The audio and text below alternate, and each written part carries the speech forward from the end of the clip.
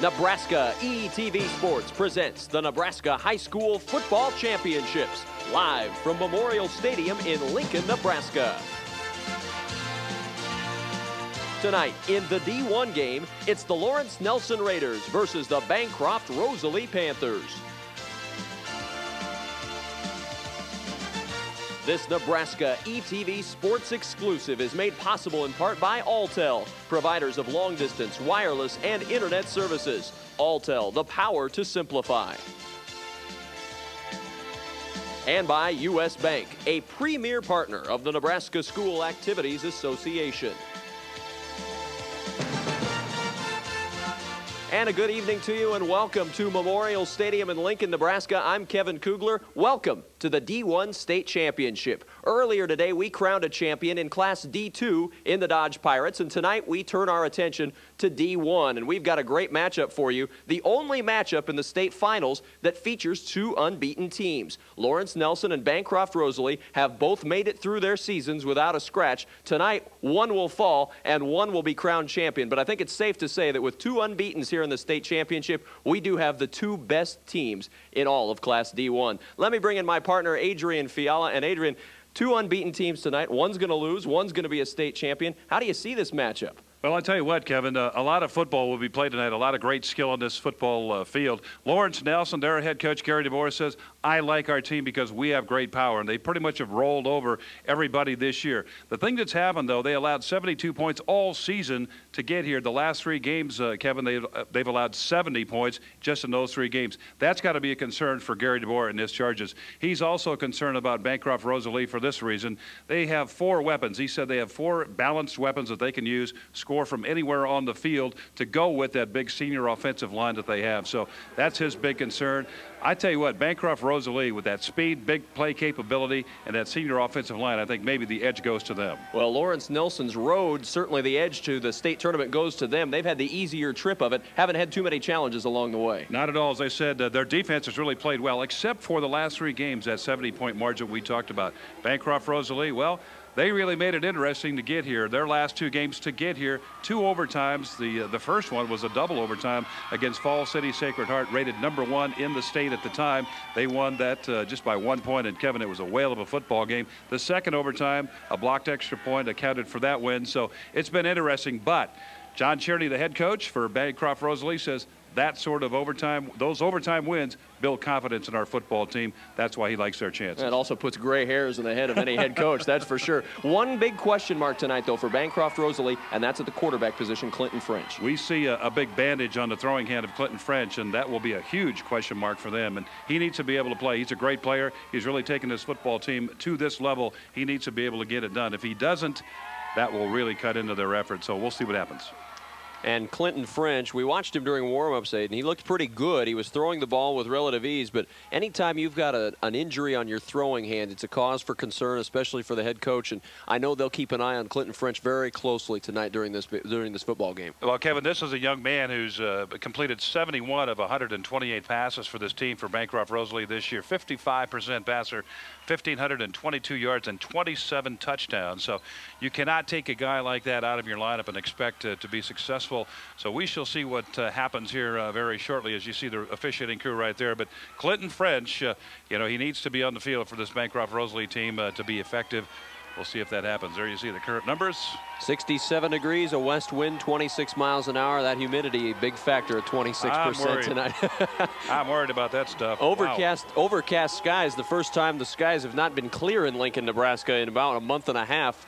And I know a lot of folks hoping some rain comes out of those clouds as well. Your officials tonight, Rich Barron, the referee, Tom Lobby, the umpire, Tim Yoakum, linesman, Darren Krasinger, the line judge, and Dallas Nichols, the back judge. And kicking it off, it'll be Lawrence Nelson. So starting first on offense, the Bancroft-Rosalie Panthers. And we'll get to see right away just how good the health of Clinton French's hand is. You bet. And another thing about Clinton French, he's scrambled and run and done all kinds of things on the rushing end of it, too. 631 yards of rushing this year. Total offense then for the youngster, the junior, 2,153 yards in total offense for Clinton French. So, again, Kevin, you can't remove a guy like that or have him hurt, take him out of the lineup, and expect to be effective against a good, solid team like this Lawrence Nelson ball club as we see the ball roll off the tee.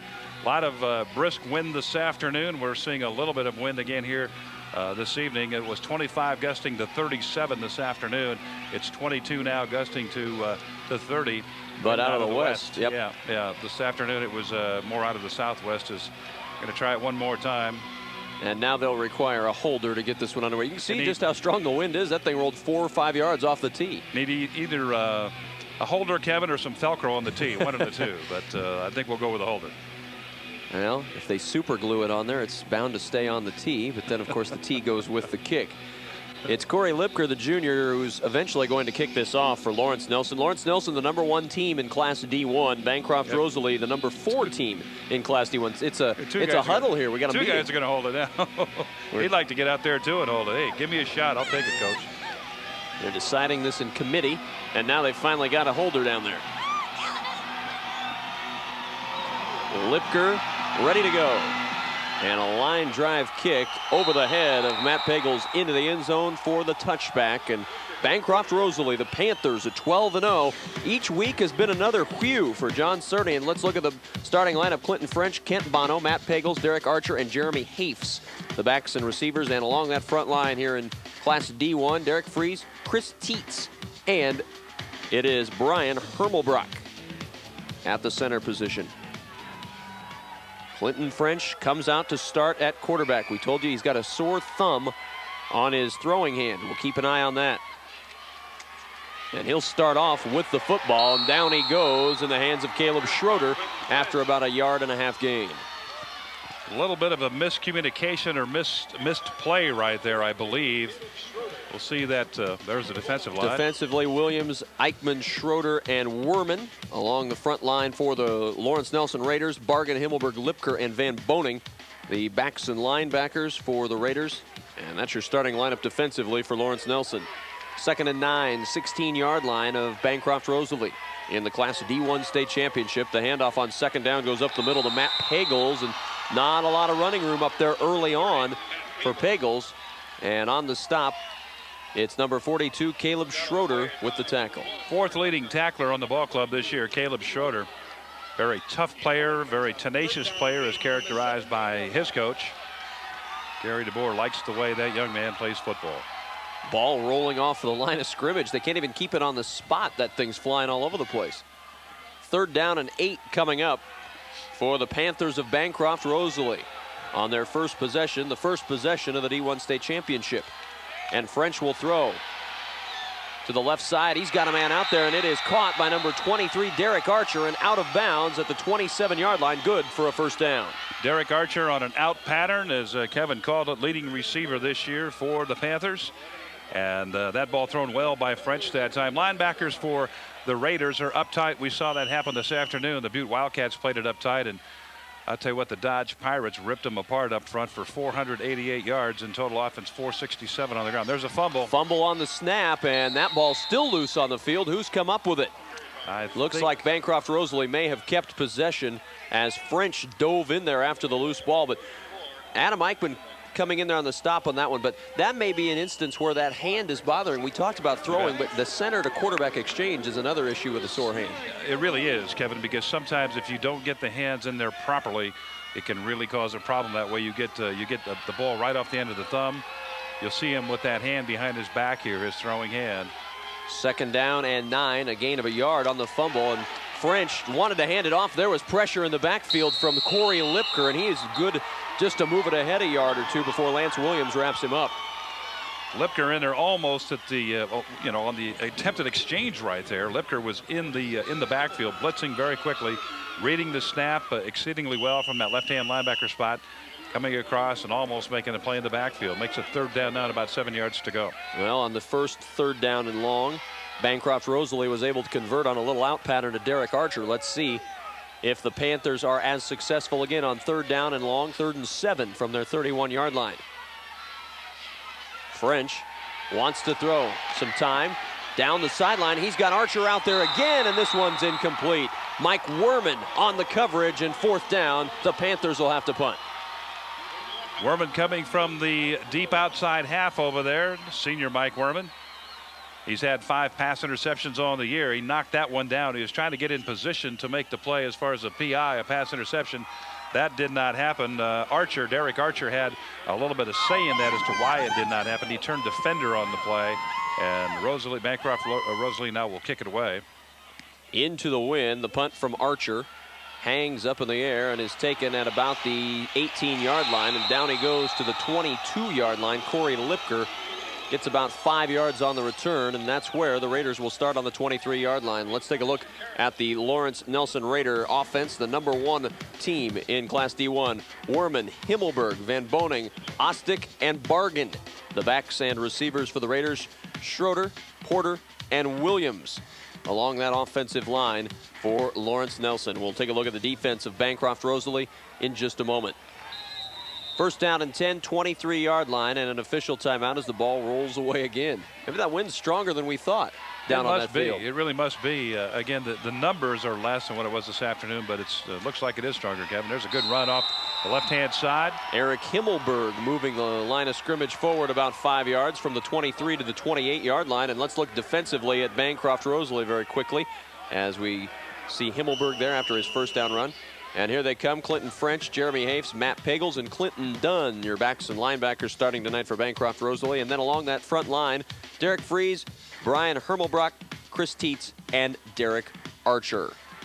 And on second down, a big run up the field for a first down from the quarterback Mike Werman. Derek Archer on the stop, but not before Werman moves it to the 36-yard line and a first down. Good option play left side, picks up the first down. Werman, good block on that left side also. You're talking about people like Bargan over there and Matt Porter. The center, Lance Williams, handling his man right at the line of scrimmage. So excellent execution to pick up that first down. We talk about French being an offensive production man. Werman with 28 touchdowns he's part of this season. And on the handoff on first down, Van Boning has nowhere to go. Chris Teets was all over Van Boning. Barely got back to the line of scrimmage. May in fact even lost a yard back to the 35. Jeremy Hafes also over there, Kevin, lending a hand. He has 86 tackles on the year, and there's somebody really into this game. Look at those decals on the nose and the cheeks. Outstanding. Good crowd on hand here tonight on both sides of this stadium from Bancroft-Rosalie and Lawrence Nelson. It's the first year of the Lawrence Nelson co-op, and so everybody real excited about their first trip to the finals as a team. Fumbled snap, ball loose on the turf, and who's going to come up with that? I think the Panthers may have it. As they unstack the pile, let's wait and see. And it is Panther football. Recovered under there by Derek Fries, number 54. Good push by the defensive line that time. Not a good exchange at all as Werman backed up on the play. Wanted to get back into the play. We'll take a look at it here again. Now watch the push right there in the middle. Pushed everybody away. I think that was number 54, I believe, that made that push. That's Derek Fries. And I think Pagels is actually the one who got in there. I said Fries was the one who got it, but I think Matt Pagels is the one who picked up that loose ball. Well, big break here for Bancroft-Rosalie as they have it in Lawrence Nelson territory. 34-yard line, first down and 10 yards to go. The handoff to the first back through up the middle. It's Kent Bono, and Bono diving across the 30-yard line. They'll mark him down right before the 30. A gain of just about 3 or 4 yards, and second down coming up.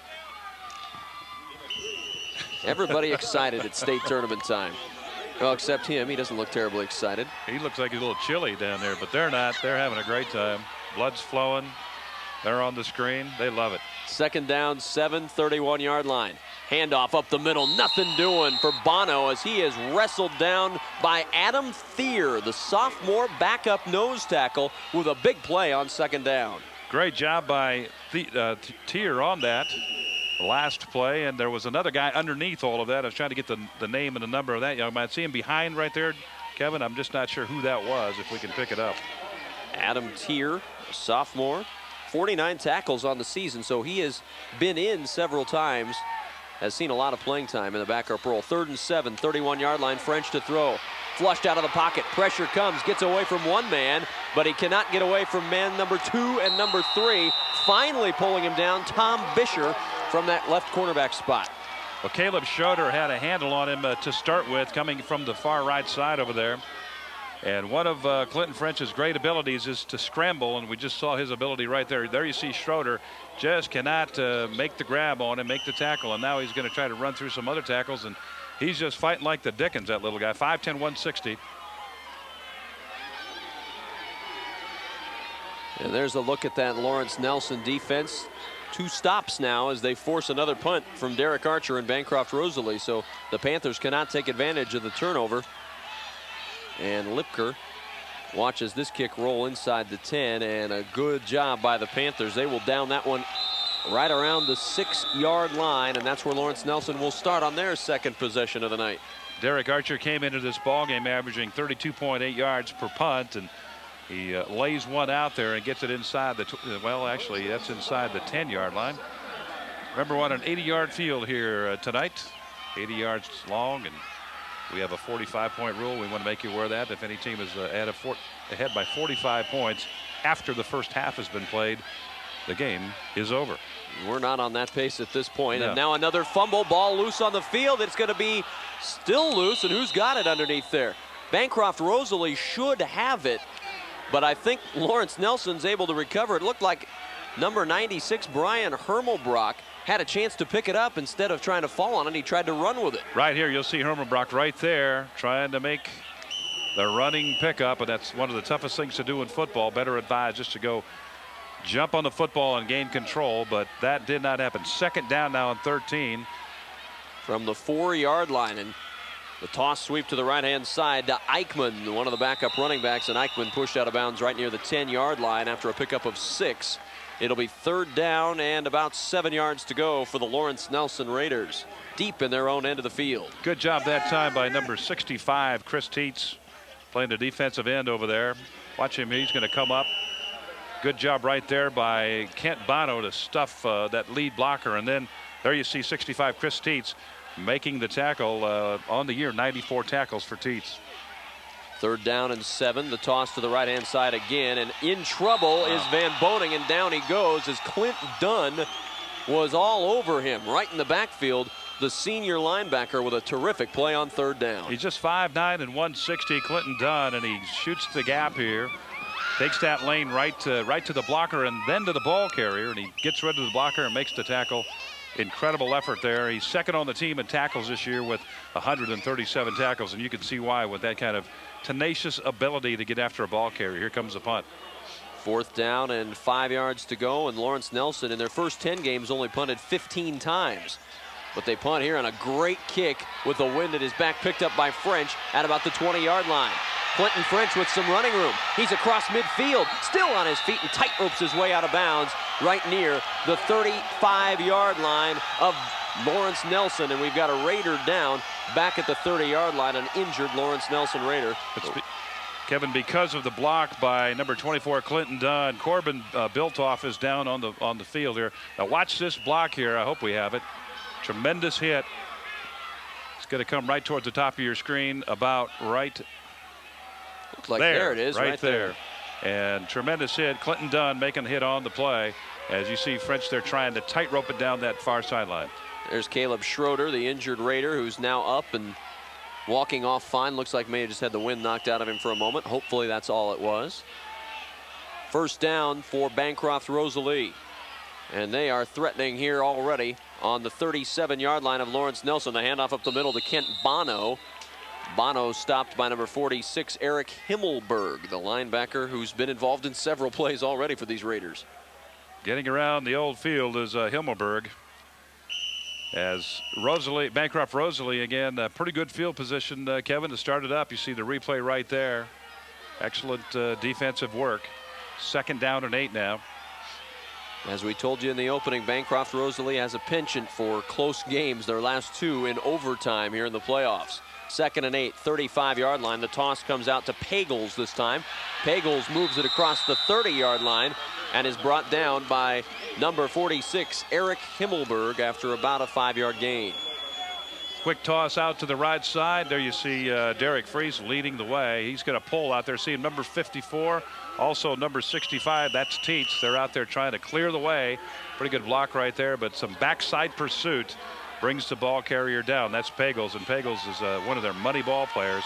Tough runner for them on the year. Leading rusher, by the way. 1,281 yards rushing on the year and 24 rushing touchdowns. So when they need a score, they usually have him do it.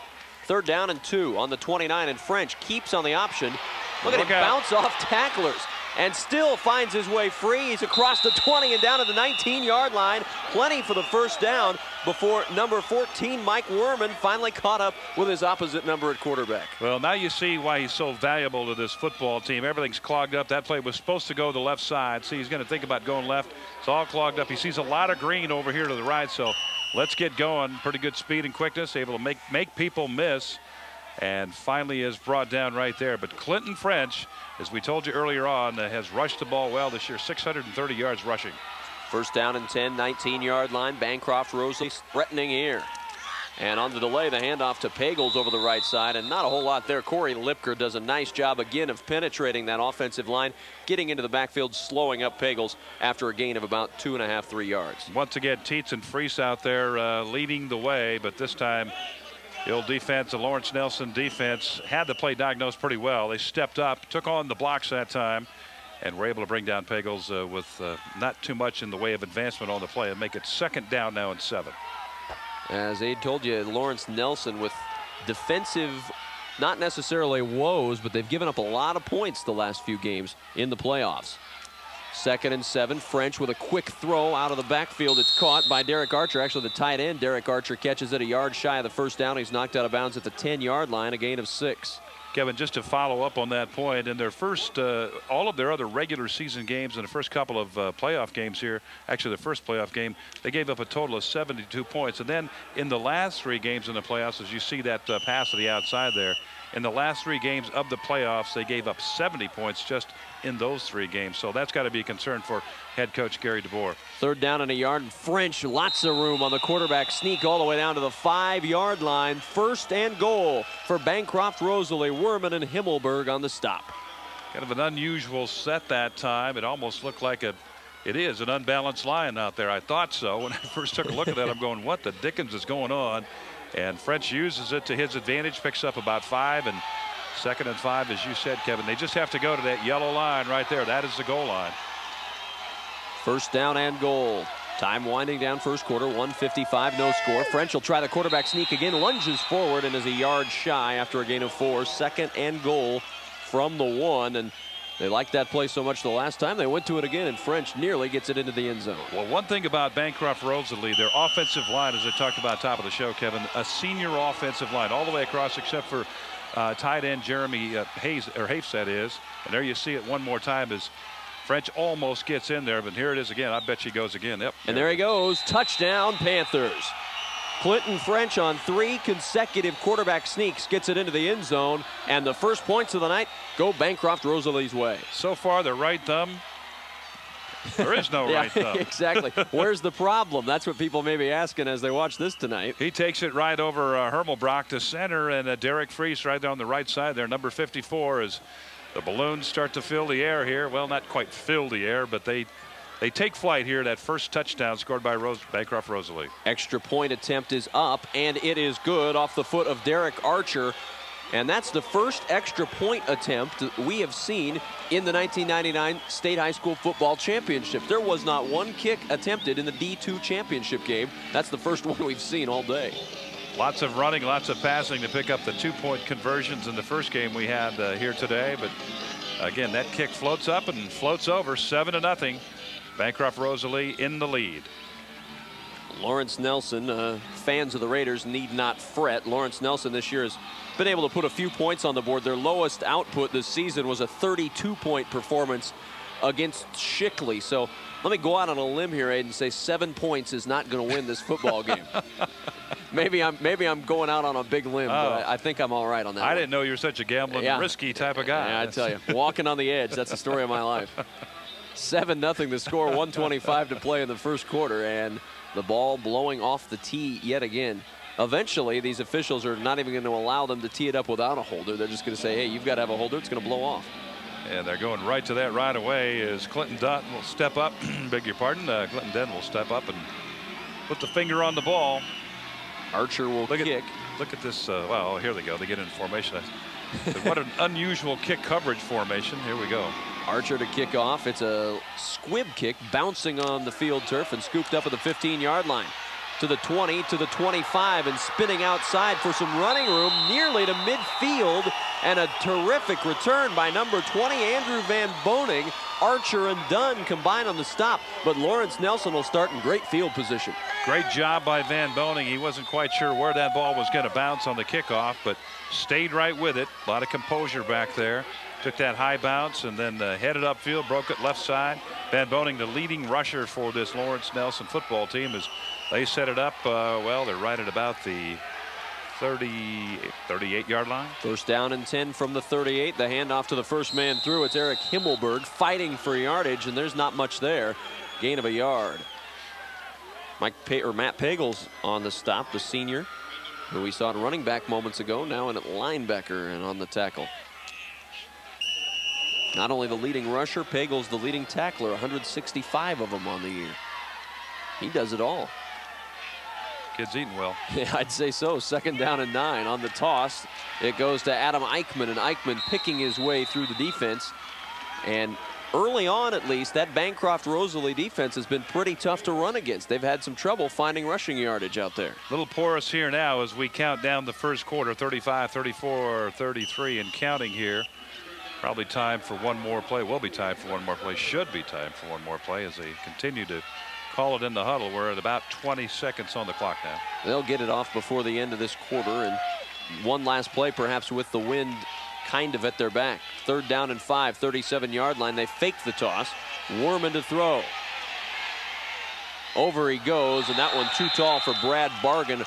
Too much misdirection on that play. Bargan was leaning forward, leaning back, and he finally just slipped down as the pass went too tall. You bet. A lot of times when that sort of action transpires, so to speak, Kevin, that the quarterback will have a receiver coming across, and what happened there, he just could not come back under control. The speed was too much of a factor there. Couldn't break down the speed, get back under control, and get in position to catch the football, so the ball is overthrown, and we will have a punt. Second punt of the night for Kevin Ostick, averaging over 28 yards a punt on the season.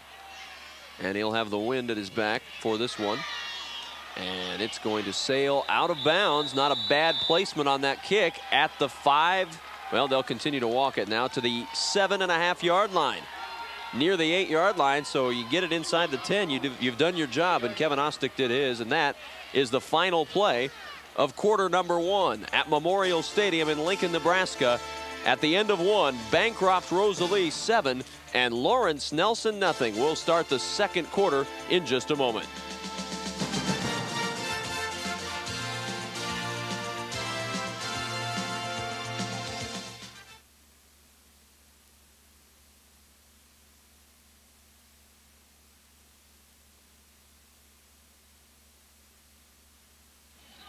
Seven nothing is our score. Bancroft-Rosalie with the lead after 1 here in the D1 state championship. Not a lot of offense, Abe. No, you take a look at the numbers here in the first quarter. Lawrence Nelson, 20 yards total offense in that first quarter. Bancroft-Rosalie, 52 total yards in that first quarter. The other thing that's significant here, Bancroft-Rosalie had time of possession of 8 minutes. Lawrence Nelson just 3 minutes and 40 seconds.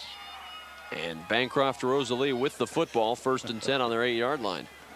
So they have become accustomed to being on offense here in this D1 state championship. Kevin, they've had good field position here in this first quarter, not able to totally capitalize on it. They do have that one score, but again have had good field position on 3 occasions to work it, and just been successful once. 7-0 the score. They give to the first man through. Whoa. Big hole for Pagels, and he stays on his feet over the 20 and wrestled down near the 30-yard line. Mike Worman and Andrew Van Boning finally caught up with Pagels, but not after he got Bancroft out of a big hole. Quick count. Everything's going very, very quickly there at the snap. No chance at all for that offensive or defensive line, beg your pardon, to react as Pagels just takes it right straight through. Those linebackers, as we talked about earlier today in the first game, playing tough, playing tight. They're playing tight in this game here, and when you get by, that's what happens. Now, if he doesn't slip right there, he's probably off to the races because he's got pretty good speed. He would have broken it off coming towards the press box here, but he slipped and he was brought down on the tackle. 1st and 10 on the 29-yard line. French will keep, tries to reverse his field, and finally is brought down by number 34, Adam Eichmann.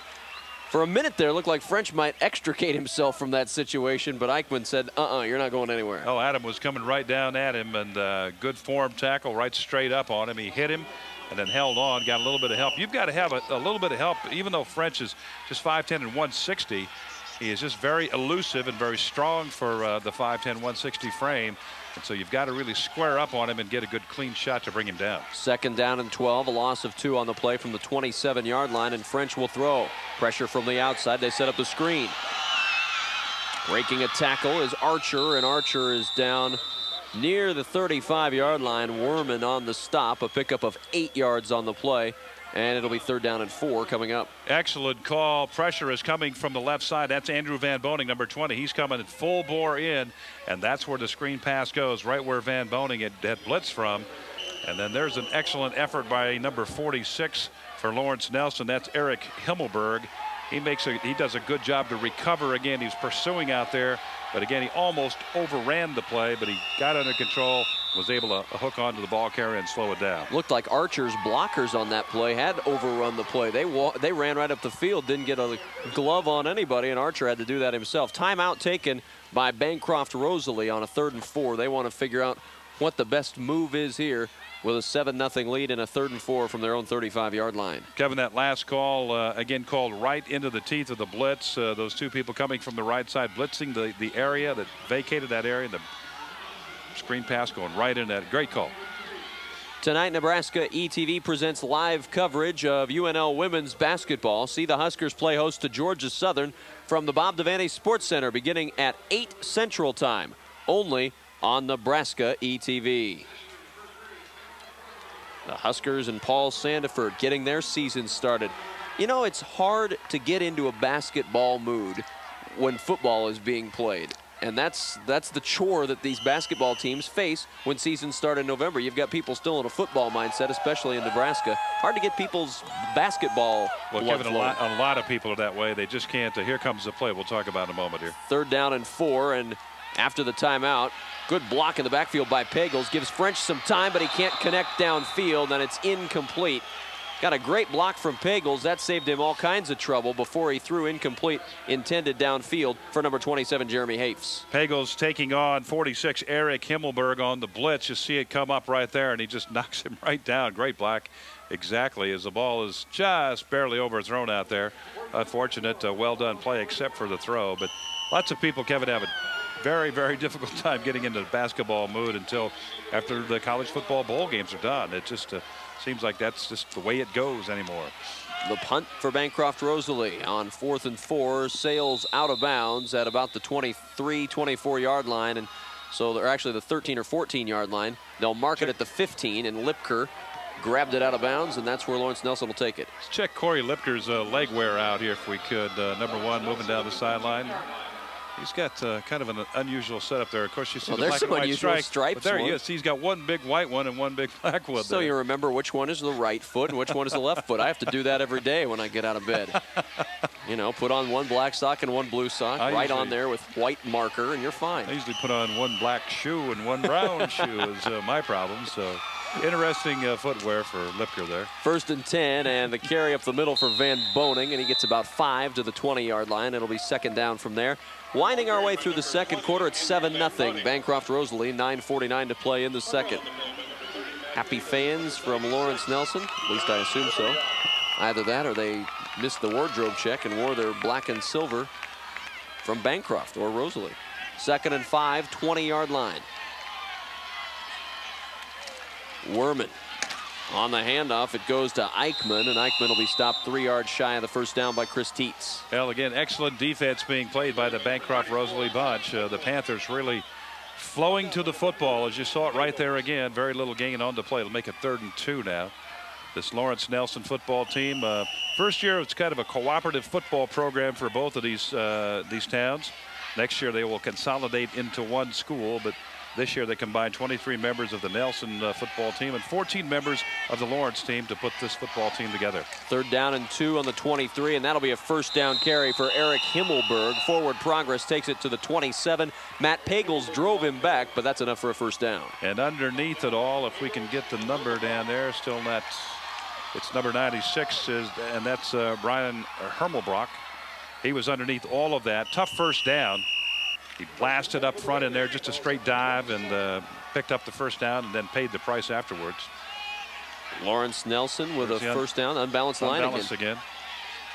And the give over that left side goes to Eichmann, who's seen the lion's share of the duties despite not starting tonight. He moves over the 30 to the 32-yard line. Pagels trips him up after a gain of about 4 or 5 yards. Bob Devaney would have been proud of that formation. That was one of his favorite formations years ago when he first arrived here, Kevin, was the unbalanced line. Everybody thought that that was kind of an ancient piece of strategy. There it is again. Seems to me Devaney did okay with a line like that. And Van Boning does okay on that carry. Gets it near the 40-yard line, enough for a first down. Archer and Bono on the stop. Yeah, he just came in with the unbalanced line. Here it is again. Straight away, just a straight dive and just tough running up inside there. Those are tough yards, and Van Boning is used to making those tough yards. 952 on the year. But he took that unbalanced line that first year and just simply won 9 games after Nebraska had trouble just finding the one win in years finding previously. the stadium in years previously. 1st and 10 on the 39-yard line. The handoff up the middle goes to the first back through, and minimal gain inside there. Good job by the interior line. Himmelberg doesn't get much. Well, this again here we see straight dive action play again. Good fill that time by the linebacker on that opposite side. We saw 65 jump in there. Chris Tates, he's been a huge factor. He and Derek Freese tonight have been very active on the defensive side of the football.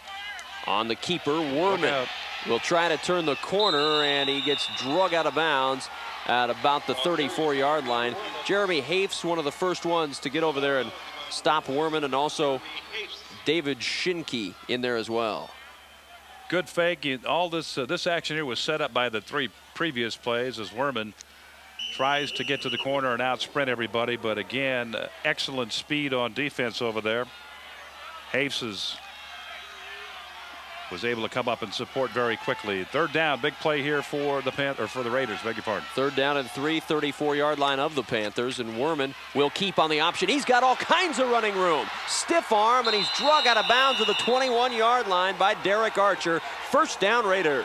Well, again, those dive plays that we saw earlier 3 times in a row, and now they fake the dive. First time to the left side, he tries to get to the corner. That doesn't happen, and now he fakes this one. He has the wide side or the strong side of the field, and there you see the face shot right there, right in the mug. Watch it right here.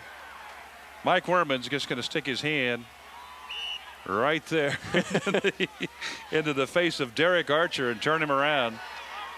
There have been officials in games that I've seen that would call a face mask on an offensive player for doing that. Not this time. 1st and 10, 22-yard line for the Raiders. Nothing fancy again as Werman keeps, and not a lot there. Good stop on the play by number 20, Kent Bono, who was in there first from his cornerback spot. And there have been other officials who have seen it, and I'm talking about the collegiate level, and did the best exorcist move that you could do, and just say, "Oh, sorry, no, that's not a penalty." Whoa. 21-yard line, 2nd and 9. The Raiders trailing 7-0, but their biggest threat of the football game to this point. Handoff up the middle again, and Bancroft-Rosalie starting to stiffen on that dive play. Pagels on the stop of number 34, Adam Eichmann. Yeah, Kevin, they are, but then what happens is all of a sudden you see Werman pop one around the end. He's just setting that up again. He's going to get that line and those backers kind of pinched in, keep them moving, looking inside, and committing their first step to the inside, and then bingo, he reads it and takes off for the corner and picks up good yardage. The only thing they'd like, I'm sure, is for it to be 3rd and 3 after a couple of dives as opposed to 3rd and 8. So 3rd and 8, Werman to throw. Look at that drop back, and he screens it out there to Van Boning. Van Boning with some running room, has the first down, bangs off one man towards the end zone, touchdown. What a play. That was a tremendous play. Great screen, great call. Just a huge collision out there. Jeremy Hafes was the guy that took the brunt of that running back there. That's Andrew Van Boning. Watch this here. You see him getting a deep drop, and the offensive lineman just letting these people go. And now watch this here. That's Andrew Van Boning. 5'7", 155. And watch bingo that right there. Almost reminded me of Eric Crouch against Iowa in some ways. Looked like the knee might have been down there, but nonetheless, it is a touchdown. And you could hear the oohs and ahs of people watching that on the Husker Vision screens here at Memorial Stadium. The extra point to tie is on the way, and it's right down Main Street. 6:04 to play second quarter, and we're all knotted up at 7 after a terrific touchdown. Watch it again from Andrew Van Boning. Let's watch again closely when he gets close to the goal line here. Let's see if the knee goes down. But first, watch this hit. This is fun. Right here. Right there. Boom. Fun for us, but not for Clint Dunn. Now watch right here. See, the knee went down. Yep. The knee went down. So the referee missed that, but hey, it's a touchdown. Yeah, Clint Dunn paid the price.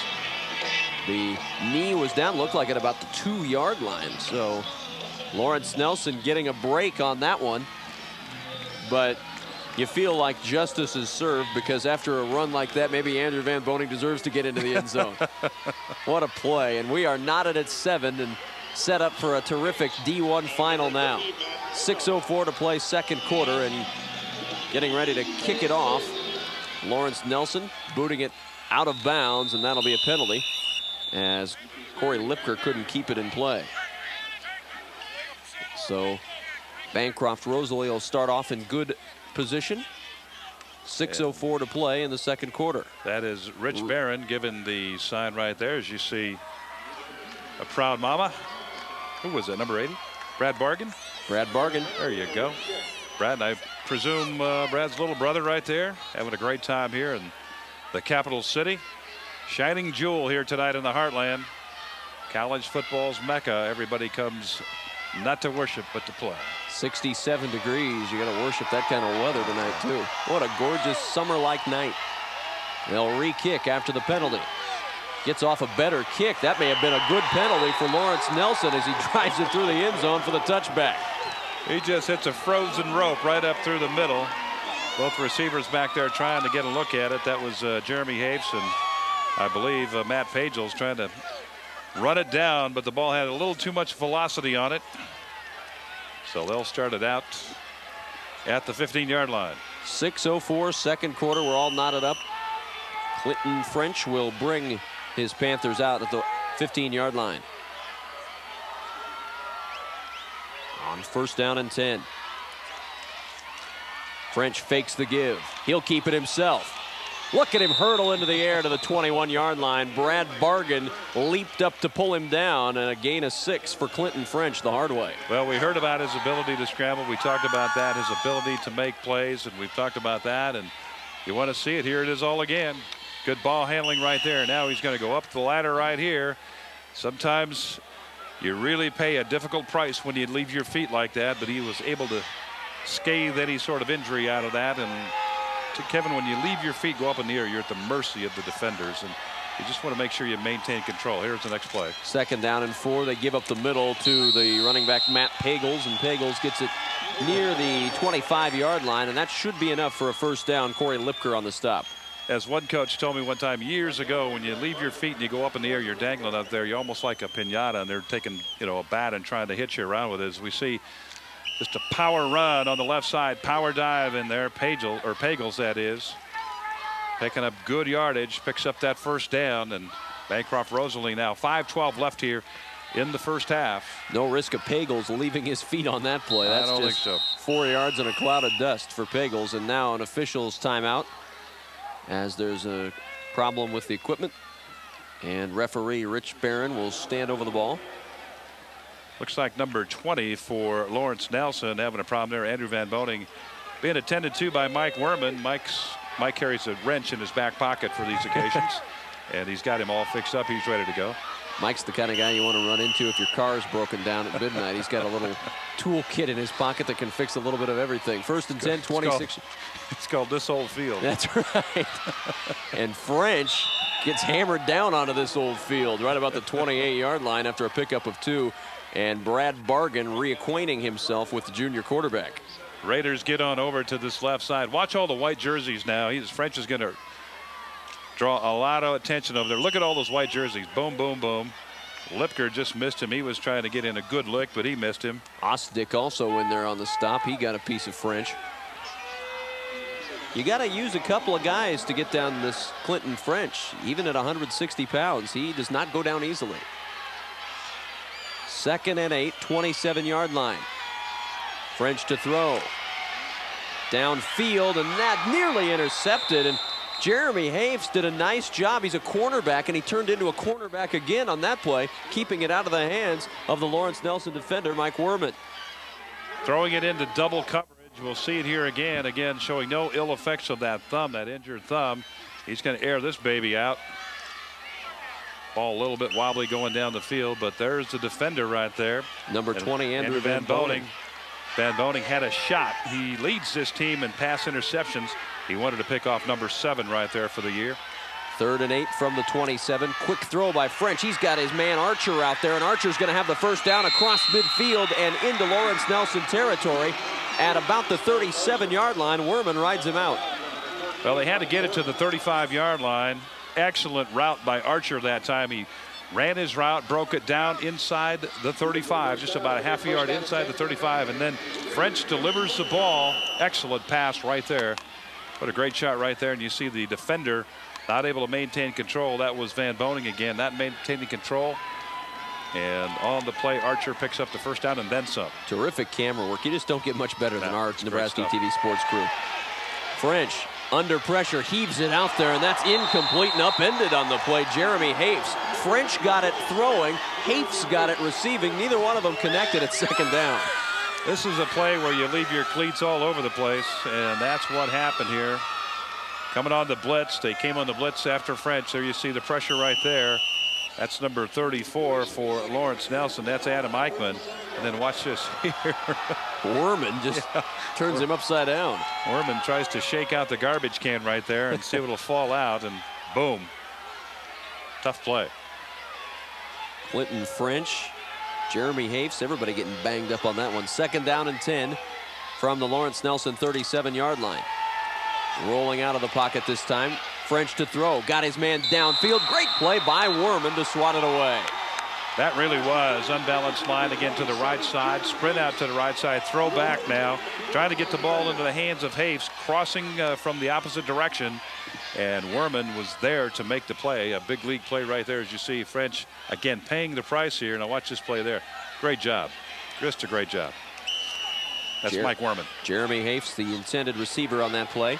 28 catches on the year for Hafes, but yet to connect tonight. In fact, Archer, the only man on Bancroft-Rosalie that's caught a pass. He has 4 catches tonight.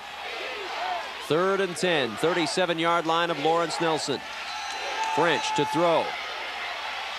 Pressure comes, downfield it goes, and that's easily intercepted.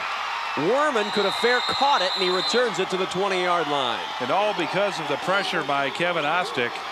Number 27, he was coming all, it was all over Clinton French on the play. French throwing the ball under pressure. Watch here. There you see Ostick and the pressure coming, and now the ball's up for grabs. That had about a 6 shot in it, I think. As here comes the play back, and Werman playing center field just like he needs to play from that safety spot. Comes up with the pass interception, his 6th pass interception on the year. 1st and 10 from the 20-yard line. They go right up the middle to Andrew Van Boning, and Andrew Van Boning breaks free into the clear, and he will score for the Lawrence Nelson Raiders. Touchdown, Van Boning.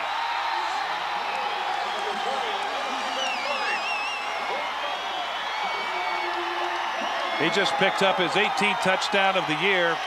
Andrew Van Boning in Class D football. See those backers stacked in there. Once you get by, there's a great block right there. Have to pick up who that is. If it looked like 34. Adam Eichmann, I believe, was the guy that made the block right there, that took the backer out of the picture and let this young man streak on down the field and go into the end zone. Excellent blocking up front. And once you get by that line of scrimmage up there with those backers up tight, if your corners don't pursue as they need to immediately, it can be long gone, and that's what happened there. There's a good kick, and we have ourselves a different ball game. 14-7, Lawrence Nelson in the lead. 60-yard touchdown run for Andrew Van Boning, and watch it again. Great blocking up front, Abe. Yep. Watch the block coming across. Well, we not able to pick it up at the bottom of the screen, but I think it was Adam Eichmann. I'm not positive about that, but good block from whoever it was coming down across the bottom there to let him go, and he just shows good speed. No chance at all to catch him once he gets out in the clear. Andrew Van Boning. I get excited for these kids that come to Memorial Stadium. You gotta feel thrilled for Andrew Van Boning, 5'7", 155 pounds, and he just ran 60 yards for a touchdown on the surface of Memorial Stadium. It doesn't get much better than that. And you know, when he was headed for the end zone, he had one eye on that Husker vision up there in the far corner, watching himself take it on into the end zone. Just what a great experience for a young man. Now, I'm excited for all of them. That's a lot of fun. Returned out to the 23-yard line. Upended there by Brad Bargan was number 30, Matt Pagels. And Bancroft-Rosalie will start right there. First down and 10, 3:16 to play in this second quarter. And now for the first time, the Panthers trail the Raiders by 7. Well, this Panther bunch has come back a couple of times to win this year. They have 2 come from behind wins. So coming from behind is nothing new to them. But again, in a ball game like this and with the whole second half to go yet, no reason at all to get excited at all. Just keep your composure, play your game. 14-7, they're down by 7 points, but that's okay. Just play some football. They keep it close enough to get into overtime. That's where they feel like they've got you right where they want you. Pagels has a good gain on first down, moves it from the 23-yard line out to near the 30, a pickup of 7, and out of bounds to stop the clock at 3:09 to play first half. And if they really want to put your team where they want to have you, they'll go double overtime. That's right. This team, each week, John Cerny, who's also the school superintendent at Bancroft-Rosalie, has got to come back with either less hair on his head than he had the beginning of the week or grayer hair, because going to overtime and double overtime 2 consecutive weeks in the playoff is enough to make anybody a little bit crazy. Second and 3, 30-yard line for the Panthers, and French on the quarterback keep is driven down by number 46, Eric Himmelberg, about a yard shy of the first down. Thought it could fool everybody. They went unbalanced left that time, and perhaps looking for a pitch to the left side. You're overloaded to the left side on that play, and he just kind of kept the football and tried to sneak it right past on the right side, right up over the guard, and pick up the first down. It was about second down and 4, and now it's third down and 1. Third down and a yard. Richard Karish in at tight end in a double tight end formation now for the Bancroft-Rosalie Panthers. And French will keep it himself, spinning near the 40-yard line, and that's a first down. Great move by French. That guy is so quick, almost like trying to tackle a hummingbird out there. He just, look at this, boom, he's gone. He doesn't give you time to blink your eyes. You know, that's one of the things about playing college ball. The first time I ever stepped on the field against the varsity, Kevin, as we see the replay again. He looks fast in slow motion. Yeah, man. But everything happens so quick. It's so fast out there, and it takes a while to get used to all that. Clinton French is stepping it up right here. First down and 10, right at the midfield stripe, the 40-yard line, and flags fly. Stop and play, and somebody may have lined up in the neutral zone, but the Panthers are backing up, so it's got to be a false start, or they lined up in the neutral zone. 5-yard penalty either way, and it goes back to the Panthers, 1st and 15. Rich Barron, the referee on the evening, making that indication. It'll move them back 5 yards. Play now coming in. Looked like David Schinke bringing in the play. Yep, Schinke, the tight end. John Cerny will run the plays in with his tight ends. Schinke and Karish will do the bulk of the honors running those plays in. 1st and 15 on the 35-yard line. French, a quick drop and a quick out there to Derek Archer at midfield, and Archer into Raider territory at the 38-yard line. Not a lot of time to get a rush on when French takes 2 or 3 steps back and fires it out there real quick. The only thing you can hope for, 2 things you can hope for on the play like that. First, you knock the ball down at the line of scrimmage, or secondly, it's just mishandled by the receiver. Otherwise, it's very, very tough to stop a play like that. Tough for that defensive back to get in underneath and knock the ball of the receiver, or separate the receiver and the ball. 1:22 and counting to play first half. 2nd down and 8 for the Panthers. French to throw, tries to hit Archer, and it's a little wide of his tight end, Derek Archer. 3rd and 8 coming up. Archer moving down the field on his route that time. He took an inside route or inside release. The ball thrown to the outside a little bit. We'll see it here again as French delivers it. You see how the ball's more to the outside, and he turned it inside. I don't know if he made the wrong turn or not. If he turns it inside and the pass is going to go to the sideline, he needs to turn it to the inside and then proceed to the sideline. Didn't happen on that play. At 3rd down now, 3rd and about 8. You see Clinton French walking up to the line of scrimmage on 3rd and 8. Big play for the Panthers here. French to throw. Rolling out. He's got a man wide open. It's Bono. Bono's got it at the 20 and down near the 16-yard line. Mike Werman on the stop, and a huge conversion for the Panthers. Well, Kevin Ostick was the defensive back there, number 27 for Lawrence Nelson. Watch him at the top of the screen. He sees French coming, and he respects that running ability, so he gets off of his guy, and that was his guy right there, as that is Kevin Bono that was being guarded by Ostick. And he completes the pass, and they pick up a big first down here, Kevin. 1st and 10. French to throw again. Goes over the middle, and that one's pulled in near the 8-yard line. Good catch coming over the middle by number 27, Jeremy Hates, who got his hands underneath that one. And a timeout is going to be taken now by Bancroft-Rosalie. That'll be their 2nd timeout. Nice catch by Hates. It really is. Excellent catch. The ball thrown low and behind him, and he still comes up with the grab. So you see the time remaining, 49 seconds, and Bancroft-Rosalie has put together a nice drive here in the waning moments of this first half to try to get on the board and tie it up. Well, it'll be a big plus, a big feather in their hat, Kevin, if they can do that and even up this ball game as they go into the locker room here at halftime. 14-7 is our score. Lawrence Nelson, the Raiders of Lawrence Nelson, leading the Bancroft-Rosalie Panthers. And both these teams, as Kevin told you at the top of the show, 12-0 coming in. The cream of Class D1 here. You figure something's got to give, but with Bancroft-Rosalie, you never know. They go to overtime very regularly in these playoffs. So maybe they'll just play on into the night, and we'll just stick around for the C games tomorrow. Well, yeah, we could set up a couple of cots. There's this brand new facility, this gorgeous facility, lots of room here.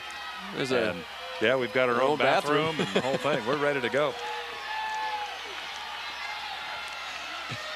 Take a look there at Clinton French. He's sticking the fingers. Look at that behind his back. What's he showing there, Adrian? Showing the direction, I suspect. No, not. Well, maybe he is. There he goes in that general direction, but not a lot of running room in there for Clinton French. A whole host of tacklers. Ostick Himmelberg, the first to get to him, and then driving through the play was Adam Tier. It's almost like volleyball. You know, they give the signals behind the back like that, and or a catcher giving signals, but it appeared. Well, let's take a look here. Time winding down, 22 seconds. Third down, I should say, and 2. The pass is nearly intercepted by Corey Lipker. Great anticipation at that corner spot and nearly had the pick. If he pulls it in, he's still running towards Pater. He's going. If he catches it, looked like he might have maybe even got a knee on the ball. Let's take another look here as French drills it over there. Oh, right. Yeah, it hit him right, and he brought it down, and you see it hit his right knee. He was trying to get control of the football, and that right knee came up and hit it and knocked it right out of bounds. Big break for Bancroft-Rosalie. 4th down and 2 from the 8-yard line for the Panthers of Bancroft-Rosalie. 18 seconds to go in this first half, and the handoff goes up the middle to Matt Pagels and works his way down to the 4-yard line, and that is going to be enough for a Panther first down. The clock stops while they move the chains, but Bancroft-Rosalie will have to use their final timeout because it would have started up right away again. And they had one left, and so go ahead and burn it. Save your scoring opportunity, and that's exactly what they're doing now as they confer out there around the 20-yard line with their head coach, John Cherney. So even first half to this point for the most part. 165 total yards to 145 total yards. Bancroft in the lead by 20 yards, but Bancroft also with 17 more plays in this first half than Lawrence Nelson. And 8 more minutes of possession in this first half than Nelson. So pretty interesting stats here. Bancroft 88 yards rushing, 77 yards passing. There's that balance that DeBoer was talking about. The head coach Gary DeBoer for Lawrence Nelson was talking about. He was most concerned about the balance that Bancroft-Rosalie would show, and we see it right there. 88 rushing and 77 passing. Big play here. 13 seconds left. No timeouts for the Panthers. Maybe 2 plays in this time span, depending on if they run or throw. I got to think French is going to try to take the ball and head for the sideline somehow, Kevin. We'll see what happens here. First and goal from the 4-yard line. French aloft into the end zone, and that one incomplete. He got his tight end, Derek Archer, turned around out there. They tried to run a little fade route, but not a lot of room to fade, and Archer couldn't find the football. Yeah, now that play took 4 seconds. Perhaps we'll see another toss in the zone, but I would have thought maybe with the way he has the ability to make people miss and head towards that short sideline and see if he could turn it upfield. They only have to pick up about 4 yards for a touchdown. Here comes the play. He's given direction now, that hand behind the backside again. 2nd down and goal from the 4-yard line. 9 seconds to play first half. French to throw. They're going to run the screen to Pagels. Pagels into the end zone. Touchdown. Looking pretty easy on that play. 3 seconds to go in the half, and Bancroft-Rosalie is an extra point from tying it up. Boy, that was well done. That was about as well done as you can do it. Pagels out there in the flat offensive line, letting that defensive line come through. There you see it right there, out there leading the convoy. That's number 54, Derek Freeze. I think Chris Teets was also out there, but I don't think they really needed both of those guys. They were there both for insurance, and Pagels just takes it in. And well, we'll see if we have a tie ball game here leading into the locker room. Archer for the tie. The kick is up, and it is good. 3 seconds to go first half, and it's all even at 14. A brand new ball game in the Class D1 final. And Archer's usually a pretty good guy to have kicking the extra points. He's kicked 2 of them in the last 2 weeks to win games. And watch the touchdown again. Here it is from ground level. Now you're a defensive back. You get a good look at it here. And here comes the big bruisers at you. And he just had 4 yards to pick up, and that was pretty automatic when that play first started to develop. He had 2 big blockers out there. Freeze, 6'1", 235. Teets, 6'5", 220 pounds. And they were clearing the way.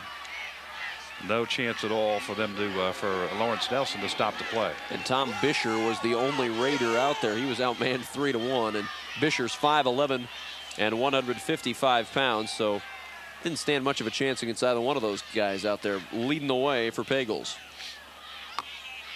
So with 3 seconds to go, barring a kickoff return, this will probably be the final play. We'll go into the halftime locker rooms tied up. Squib it down. And it is indeed squibbed. Takes a hop and is picked up at the 13-yard line by number 46. And that, of course, is Eric Himmelberg, and he returns it out to the 29-yard line, and that is the final play of the first half. We have played one half of football at Memorial Stadium in the Class D1 championship, and we're knotted at 14 apiece, 14-14 between Bancroft-Rosalie and Lawrence Nelson. And what a half we have had of football. Very evenly matched first half all the way around. It has been, Kevin, when you take a look at the numbers. Lawrence Nelson, 145 yards of total offense. That's weighted heavily to the rushing side. 105 is rushing, just 20 yards passing, 1 for 2 in the passing category. 169 yards for Bancroft-Rosalie, 88 and 81 in that category. And let's go down to the sidelines. Joining us now is Gary DeBoer of Lawrence Nelson, the head coach of the Raiders. And Coach DeBoer, first half action, you're tied up at 14. Your impressions of the first half so far? Well, we're giving up a little bit too much on the line of scrimmage. We're having a little trouble controlling that number 23 out there. You know, he's just a good receiver, and their quarterback's making some plays. So we're going to have to try and keep that under control second half. Coach, you were concerned about the balance that Bancroft-Rosalie was showing all through the course of the years. That balance sort of your problem here tonight again? Well, they're just a good football team, and you know, good football teams make plays, and we just have to step it up and see if we can get some stops out there. What are you going to tell your kids in the locker room here at halftime? Well, you know, we just need to react a little bit better out there, I think, on defense. And offense, we need to make a couple adjustments, and, you know, hopefully, you know, things will work out this second half. Well, Coach, good luck in the second half. Thanks for stopping by. Thanks a lot. Lawrence Nelson head coach Gary DeBoer. It's the first year of their co-op, and they are tied at halftime with the Bancroft-Rosalie Panthers at 14 apiece. We'll chat with Riley Jane Hambleton of the Lincoln Journal-Star. That's coming up next as halftime festivities roll on from Memorial Stadium in just a moment.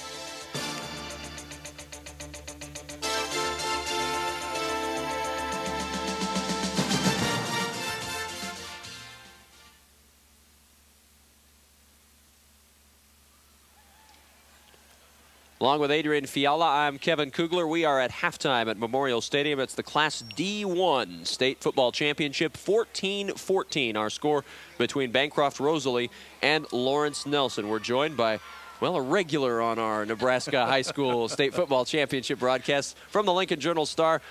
Riley Jane Hamilton. Riley Jane, great to have you back with us. It's just been so long since we saw you. What's new with you? The time does fly, doesn't it? It certainly does. She got a new hairdo in the meantime. Yeah, absolutely. 14-14 our score at halftime. What are your impressions of this first half so far? Well, it's two undefeated teams, so you had to expect there were going to be some good things. I think it took both of them a little while to kind of get through the jitters of playing here. It looked like there were a few more jitters this evening than there were this afternoon.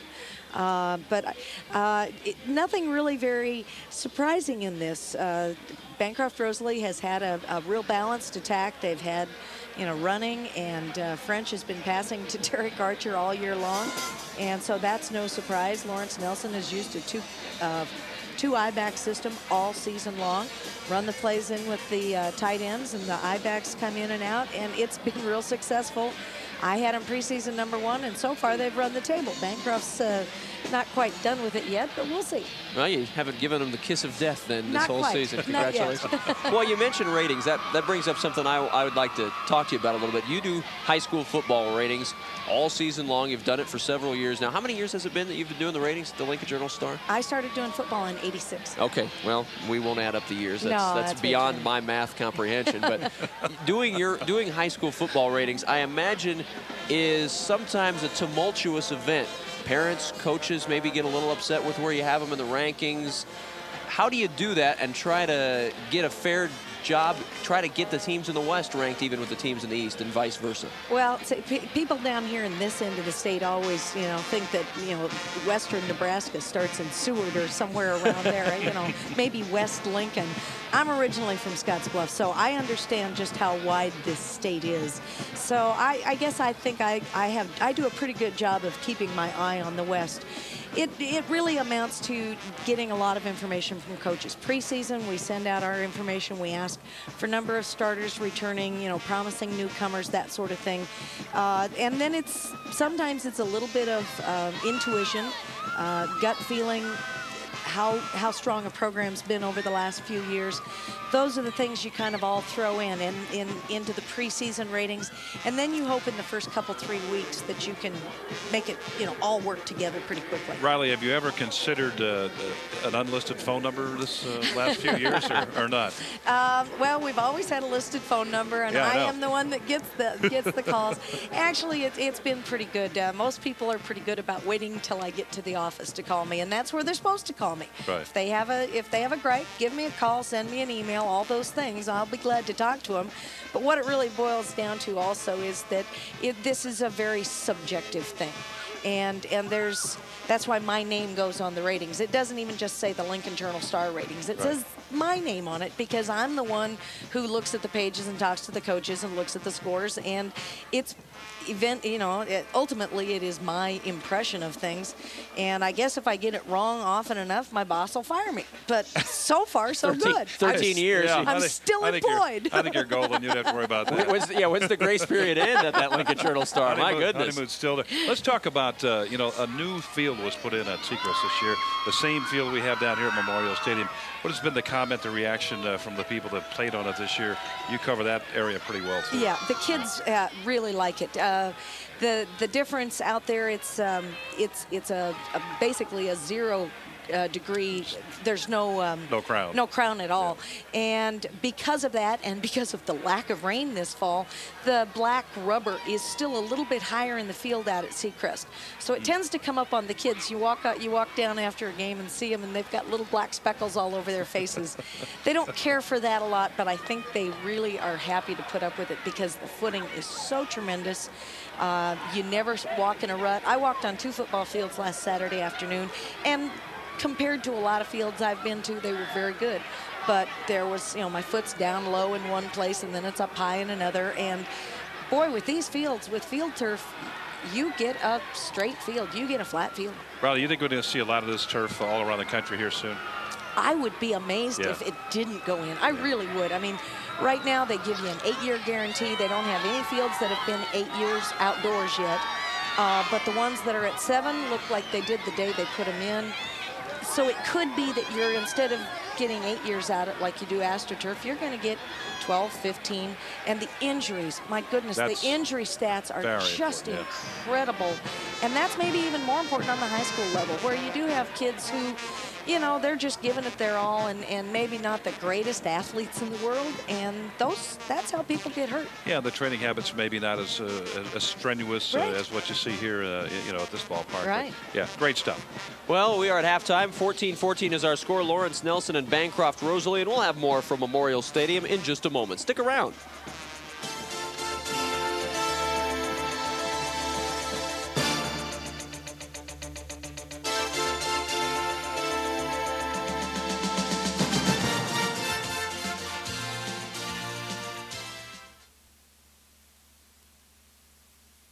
Memorial Stadium, the site of the 1999 Class D1 state championship, along with Adrian Fiala and Riley Jane Hamilton of the Lincoln Journal-Star. I'm Kevin Kugler, and we are at halftime here in Class D1. It's the last 8-man football game of the day. You've watched a lot of 8-man football in the last 13 years. You like watching these games? I love it. I think it's a lot of fun. I mean, it's real wide open. You do see a lot of 1 or 2 play series, scoring drives, and that's what makes it fun. You have just a little bit of dipsy-doodle in it. Well, these cities and this co-op from Lawrence Nelson, it's an interesting story. The first year of the co-op between Lawrence and Nelson, 2 schools that do have some football tradition to them. Is this what we're seeing more and more in Nebraska State High School football, the start of the co-ops, schools coming together to form schools that can compete at this level? I think so. You're seeing co-ops to kind of test the waters for consolidation. And this certainly, I mean, people in Lawrence and Nelson are just thrilled. The interesting, in 1975, these 2 teams met in the 11-man football championship. So there was so much going into this season, and both towns are just thrilled with it. So I wouldn't be surprised to see a consolidation, and that's how we're going to see consolidations happen in this state. Robbie. Well, let's hold on just a second, Adrian. I believe we've got down on the field the coach of the Bancroft-Rosalie Panthers, John Surtee. Coach Surtee, how you doing tonight? Be better. We could be ahead right now. Well, you came back with a great drive there at the end of the first half to tie it up, a 57-yard drive. What'd you tell your kids in the locker room during halftime? Well, the first thing I told them was, besides 2 long plays, you know, it's 14-0. We gave up that big screen pass, and they broke a long run up the middle on us. So we feel like we won that first half, even though the score's tied. Is Clinton French your quarterback? There was some doubt about that thumb. He appears to be just fine. John, latest word on him? Well, we checked him. We had the trainer look at him at half. It seems to be holding up real well. He said he's got some pain, but it's not anything he can't play with. What are you looking for in the second half quickly from your kids? Well, I think they're going to try to run the ball right at us again, and I think we're going to have to probably make something happen in some big plays of some sort, passing the ball or maybe a quick hitter to break for a touchdown. So. Well, Coach, good luck to you, and hopefully we can keep it in regulation this week. I know you can't handle another one of these overtime That's games. Right. I'd rather win it straight up than go in extra. Thanks. Well, good luck to you in the second half. Thank you. Head coach John Surtee, Bancroft-Rosalie tied with Lawrence Nelson at halftime. When we come back, the start of the second half at Memorial Stadium in the Class D1 state championship.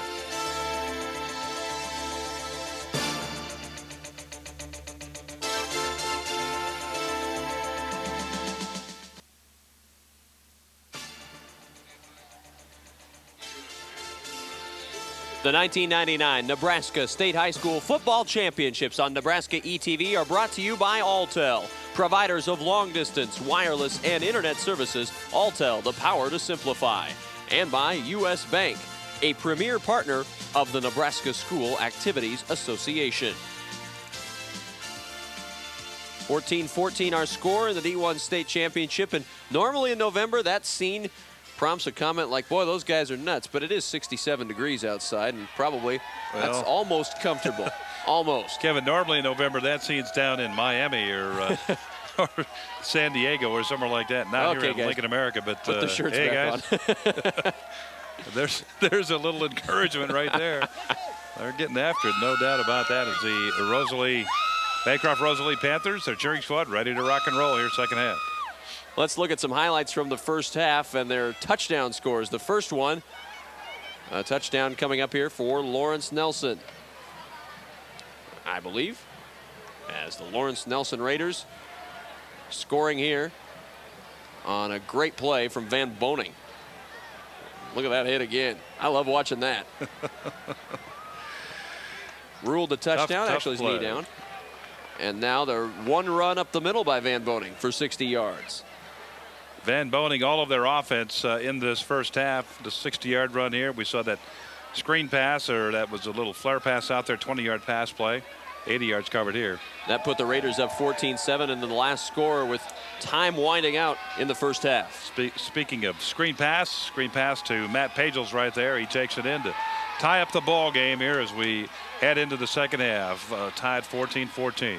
A very evenly matched first half, and halftime is now over. The second half about to begin, and if it's anything like the first, we should be in for a great second half of football. Look at the stats, Adrian, and it is, well, it's even like we said, although rushing yards a little in favor of Lawrence Nelson. The total yardage there fairly square, but again the rushing yardage are really incredible in terms of Lawrence Nelson. But again, Van Boning, Andrew Van Boning, the prime culprit there. 75 carries, 73 yards. As long as that 60-yard touchdown run we just saw there a moment ago. He's averaged almost 15 yards per carry in the first half. Lawrence Nelson will receive off the Bancroft-Rosalie kickoff. And getting ready to do the honors, number 23, Derek Archer. 14-14 our score. And the third quarter is now underway. And awaiting this kick at the 5-yard line, taken there. Out to the 20, very quickly to the 25, and down is Eric Eichmann near the 30-yard line. Good run back by Eichmann. And Kent Bono finally chased him out of bounds. Kicked the ball right down the center of the field, did Archer, and then boom, Adam Eichmann there to make the grab. You saw that wedge form up in front of him, see it right here. And then boom, he's going to break it out, bounce out to the outside. He has good speed. Adam Eichmann leading, well, he had the leading number of carries this year, 890 yards on the year rushing. Handoff goes up the middle on 1st and 10 to Andrew Van Boning. Chris Teets was right there to prevent Van Boning from getting very far, maybe a yard to the 30-yard line. Teets in there very quickly, and 2nd and 9 coming up for the Raiders.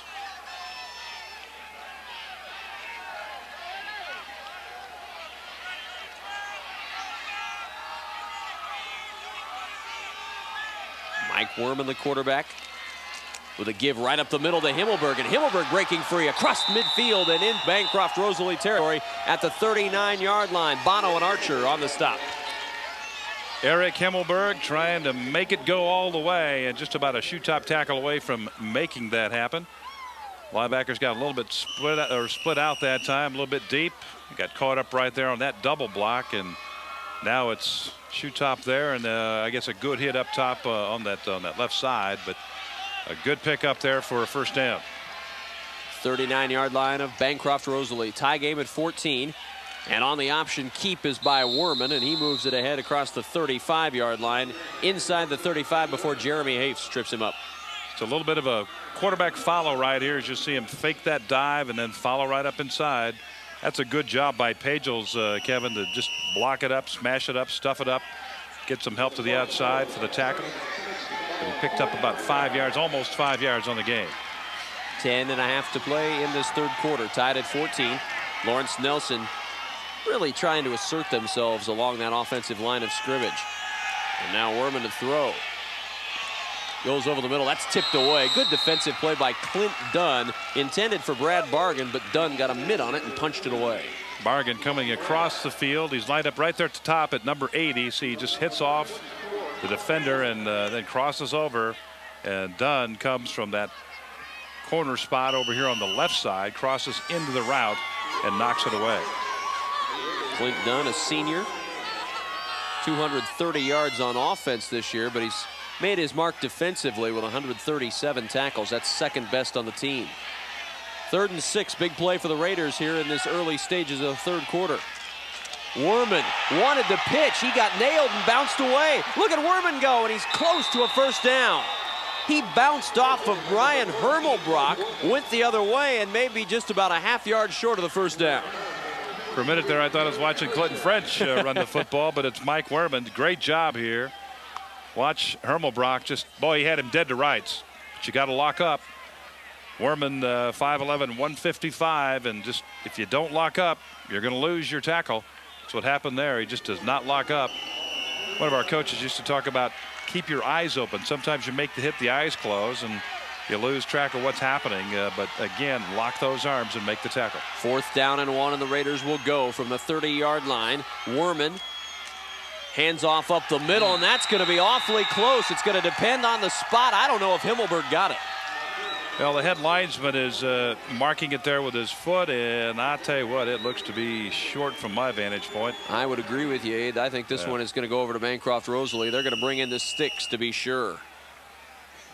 Boy, great surge in the middle of that defensive line. Himmelberg, I thought for sure would have it, and then was driven back. Himmelberg against Hermelbrock. Quite a combination there. They are short. They are short. And what a lift for the Panthers of Bancroft-Rosalie to start this 3rd quarter. It really will be. Let's see if their offense can capitalize on the great defensive effort as the play comes in from the sideline now, as the ball will go over.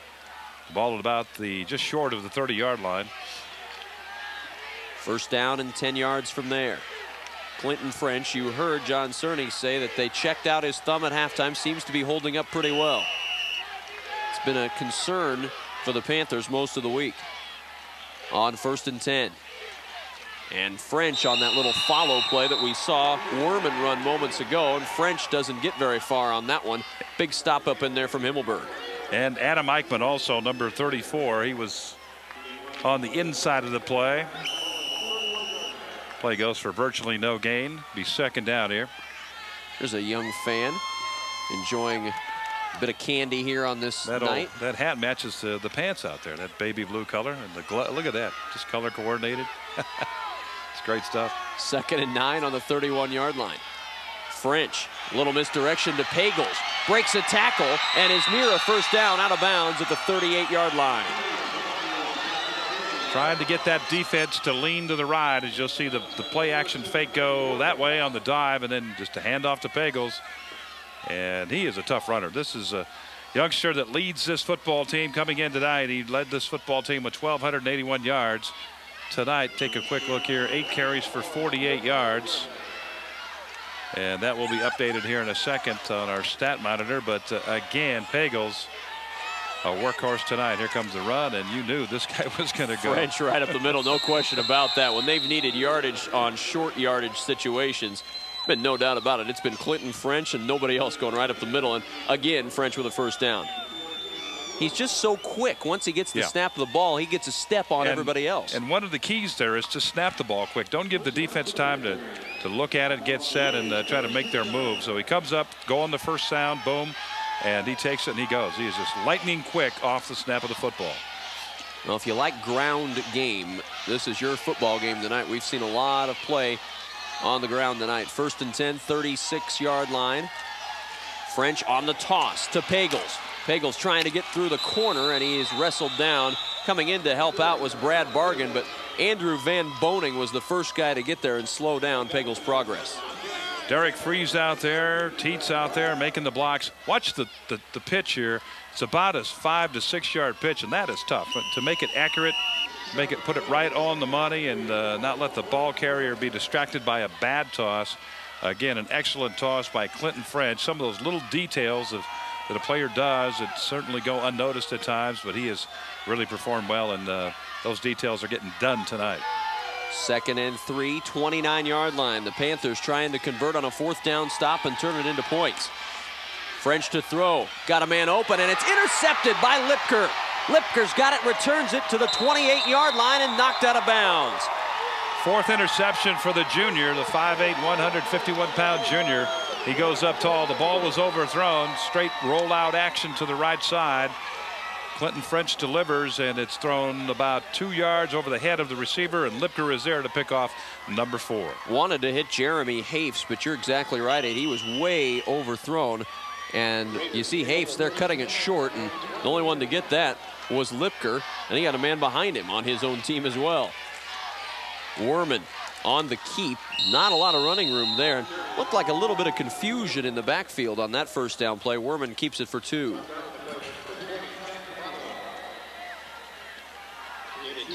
.7:57 to play, 3rd quarter. And we are tied at 14. each team with a momentum switcher here in this third quarter. Panthers. Probably going to see that happen right down to the end, I would think, Kevin, with the way this ballgame has gone. The talent on each of these teams. It's just like who's going to have the football last here to make it work. Up the middle they try with Eichmann, and Eichmann can't get past Kent Bono, who gets into the backfield for the stop, and that'll be a loss of a yard for Eichmann. Trying to put it right through on that isolation play, but that's all stacked up, and Bono, he just keeps his sights, gets the head on the right side of the ball carrier. There's a wrong way and a right way to put that head on the ball carrier, and that time he put it the right way. 3rd down and 8 to go for the Raiders. Werman to throw. Screen. Wanted the screen, but it's not there. He'll have to run, and he can't get away. Down he goes, right near the line of scrimmage. Teets and Pagels, 2 of the Panthers, to track him down. Boy, and they had that screen pass smelled out early. They, meaning the Bancroft-Rosalie Panthers, had a couple of people over there on that far end of the field as that play started to develop. When those linemen give you that easy route, now you see him drift. See one player over there, he's going to drift in, and the second player coming in, and boom, they shut it down. And this is a huge defensive series for Bancroft-Rosalie as the kick will come here shortly. Ostick to punt it away. And that one nearly blocked, and it may have been tipped as it goes out of bounds. Coming in there on the play was Hermelbrock, and I'm not sure if he didn't get a little piece of that punt from Ostick. Well, the way Ostick goes with the kick, he kind of steps to the right side. And I'm not sure. We'll have to, if we have it again, we'll take a look. We won't see it again. But Kevin Ostick steps to the right side when he boots it, and he just simply shanked that one, or maybe there was a hand on it, but we will never know. That's one for the ages. 27-47. Let's try to look at it again. Now see how he steps to the right side over here now? No, he just shanked it. No, just missed that one. Yep. 2,747 on hand here tonight, and on 1st down, the give right up the middle it goes to number 20, Kent Bono, and stopped by Brad Bargan after a gain of Bono, about 3 or 4 yards. 2nd down, 7 to go. They move it from the 40 to the 37-yard line of Lawrence Nelson. Here's another momentum shifter that we've seen in this third quarter. Bancroft-Rosalie trying to take advantage of a misplay by Lawrence Nelson on the punt. Give them great field position from which to start here, and it's 2nd down now and 7 yards to go. Clinton French, bad thumb and all, has had a great game here tonight. 2nd and 7 for the Panthers. French will keep. This is a design bootleg, and he'll get about 3 or 4 yards as he's wrapped up back there by number 42, Caleb Schroeder. Did a nice job of staying with Clinton French. Straight quarterback run all the way. Trying to get a block, trying to cut inside. Good defense that time by Nelson, by Lawrence Nelson. Makes the 3rd down and a long 3 for the 1st down. Need to get near the 30-yard line, and it's at the 34. 5:15 to go, 3rd quarter. Tied at 14. Clinton French again on the quarterback sneak, and this time he's ridden short. Werman and Bisher able to get to French about a yard shy of the 1st down. Adam Eichmann also over there from his linebacker spot to try to shut down the play as Clinton French looking over things. Not a very big guy, as you can see right there, just 160 pounds. Play has come in now. Big play right now for Bancroft-Rosalie. 4:46 and counting here in the 3rd quarter. It's been a quarter of momentum changes, and this would be another big one for Lawrence Nelson if they can get the stop. 4th down and a yard. They give up the middle to the fullback Pagels, and he'll have the 1st down squarely at the 30-yard line. He'll have it by about a half a yard. His forward progress, no question about it, got the 1st down. Lawrence Nelson defense trying to stack it up inside, looking perhaps for French again, but they cross it up, go with Pagels off the left side there. Right over Chris Teets, the offensive guard, and they pick it up. Get tough, hard 1st down to pick up, but they get it. Getting a little bit chillier outside as we're seeing more and more people in the stands with coats wrapped around them. On 1st down, the give is up the middle to Clint Dunn, and Dunn will move it from the 30 to the 28-yard line. Picked up by number 27, Kevin Ostick on the stop. Trying to get a barometer here as we take another look at it. Good block up inside there. You saw Pagels taking on the defensive end, and that let Dunn move up inside on the block as it'll be 2nd down now But trying to get a bearing on which way the wind is going here, Kevin. Looks like it's moving around the other direction now. It has shifted a little bit, and I think it's lost a little of its velocity since the start of this football game. French to throw. The quick out. He goes to his tight end, Archer, and Archer's going to be very close to another first down inside the 20-yard line of Lawrence Nelson. Well, there's a reason Derek Archer is leading this team in receptions. We saw that happen right here now as he breaks it off tight and then has the presence of mind to just step across and pick up the first down. Derek Archer, he's a team punter, but he's also a great pass receiver. Again, presence of mind, poise on the field to go ahead and make the grab and pick up that first down. Coaching staff calls him their go-to guy, and you can see why they've gone to him quite a bit tonight. French will keep on the option, and he'll run it forward about 8 yards down near the 12-yard line. Eichmann and Werman finally chase down the elusive Clinton French. You talked about momentum a moment ago, Kevin, and we'll see it here again as fake that dive and just it's quarterback follow again. And he's just short of the first down. They'll pick up this first down. They'll put it into the 10-yard category here. Well, I guess they got a little bit further to go. Second down now at about 3. On the 12-yard line of Lawrence Nelson, 3:05 to play third quarter, tied at 14. The give goes right up the middle to Pagels, and Pagels working his way down inside the 5 near the 4-yard line. Dragging everybody along, and that included Adam Tier as he was underneath all of it. Pagels just a lot of steam, a lot of momentum moving up inside just across the 5-yard line on the play, and Tier was underneath it. He got help from up top there. See it again here. Watch the guy underneath getting dragged. That's Tier. Rosalie knocking on the door right now, Kevin. Tampa's dropped to 54 degrees since the start of this football game tonight, so we've lost a little bit down to 54. First and goal from the 5. French keeps, spins, touchdown, Bancroft-Rosalie. I thought he was down. He came out of the pile. Pretty good for a broken play. Pretty good for a broken play. There was some confusion as to who was going to handle that football. Watch here. See, there's Kent Bono wants the ball. He's not going to let it go. And Clinton French has to pull it back out of there and say, I'm taking it. And again, the defense, you just get after both of them. That did not happen. And Clinton French sneaks one in, an easy touchdown. Archer, the try for point is up and good. And with 2:37 to go in the third quarter, Bancroft-Rosalie is back out on top, 21-14. Watch French again. There it is right here again. See, there's two guys battling for the football, but the problem is they're both on the same team and both on offense. As Clinton French takes it in and puts his team up by 7 points, well, by 6 points, and with a point now 7. So, wow, back and forth, Kevin. I think, again, we're going to see this happen as we wind it down here. A couple of minutes, 2.5 minutes left in this quarter, and we got 12 more to go in number 4. Well, Abe, we talked in the very beginning of the show tonight about Clinton French and how key his thumb and the health of his thumb would be. And it certainly has. He's been involved in almost every big play for the Bancroft-Rosalie Panthers. Yeah, you were hoping on that last play that he didn't injure his thumb on that play again, trying to wrest the ball away from Kent Bono. Bono was hit, and the kickoff into the end zone for the touchback. And so Eichmann watches it sail over his head, and the Raiders will bring it out to the 15-yard line to start 1st and 10. Through the playoffs, Lawrence Nelson has not had really a test. Really, this whole season they've not been tested. 4 shutouts on the year. The most they gave up all season long was last week, and they still won that game over Medicine Valley 56-30.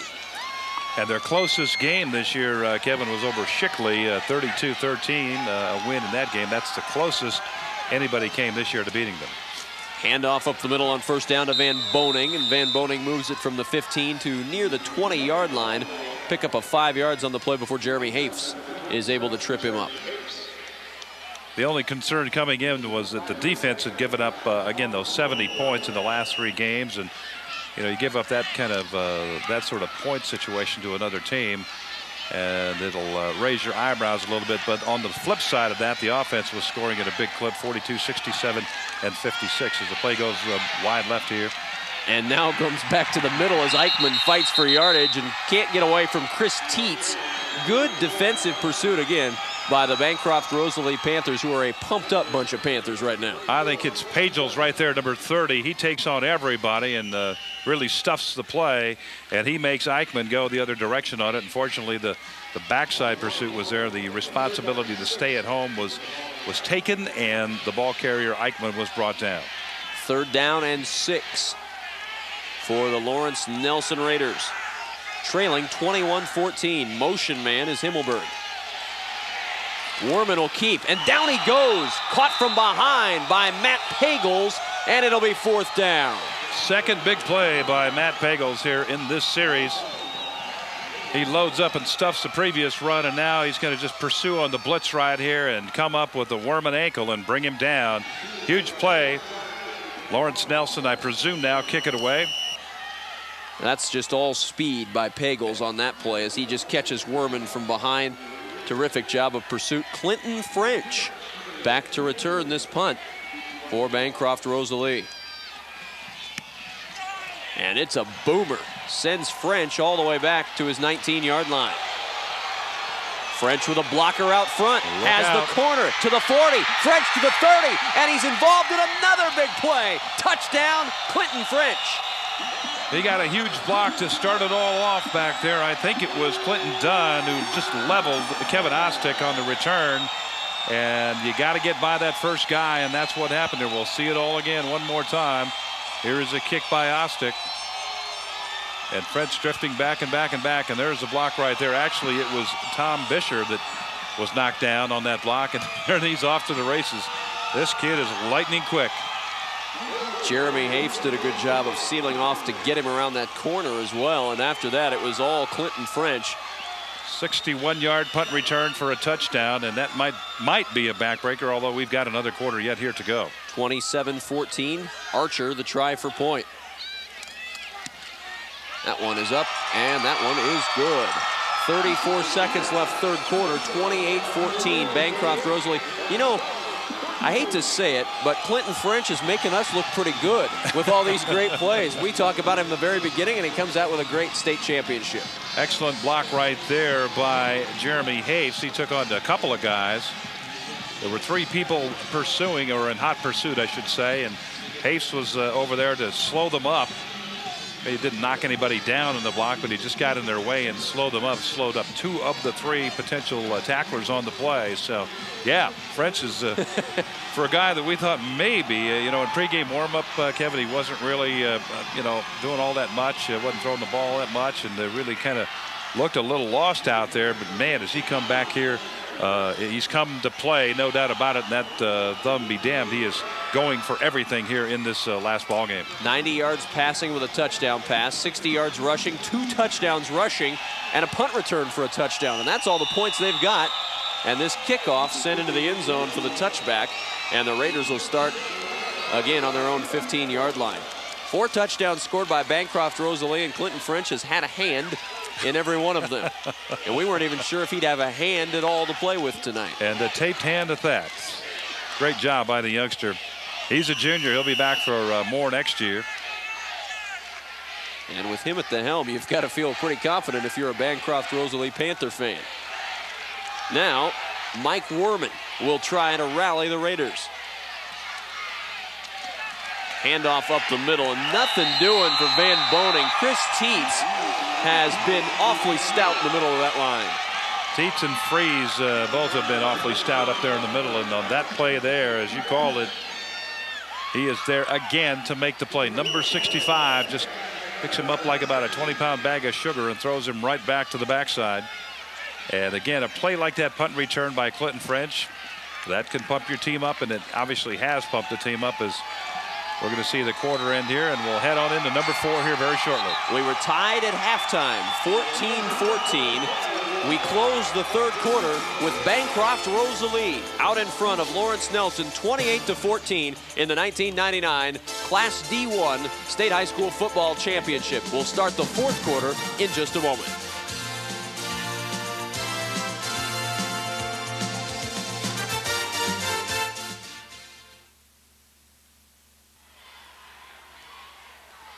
I'm Kevin Kugler along with Adrian Fiala. We are at Memorial Stadium, the Class D1 State Football Championship, and right now Bancroft-Rosalie in charge, 28-14.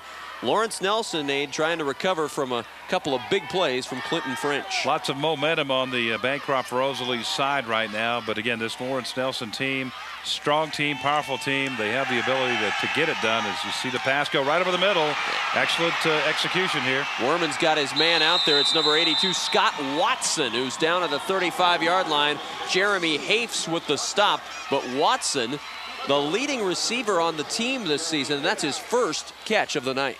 First catch of the night, and a big one, moves the sticks and the football up to midfield here as Werman sets up and drops, and he drills it right over the middle as Watson found that empty area again.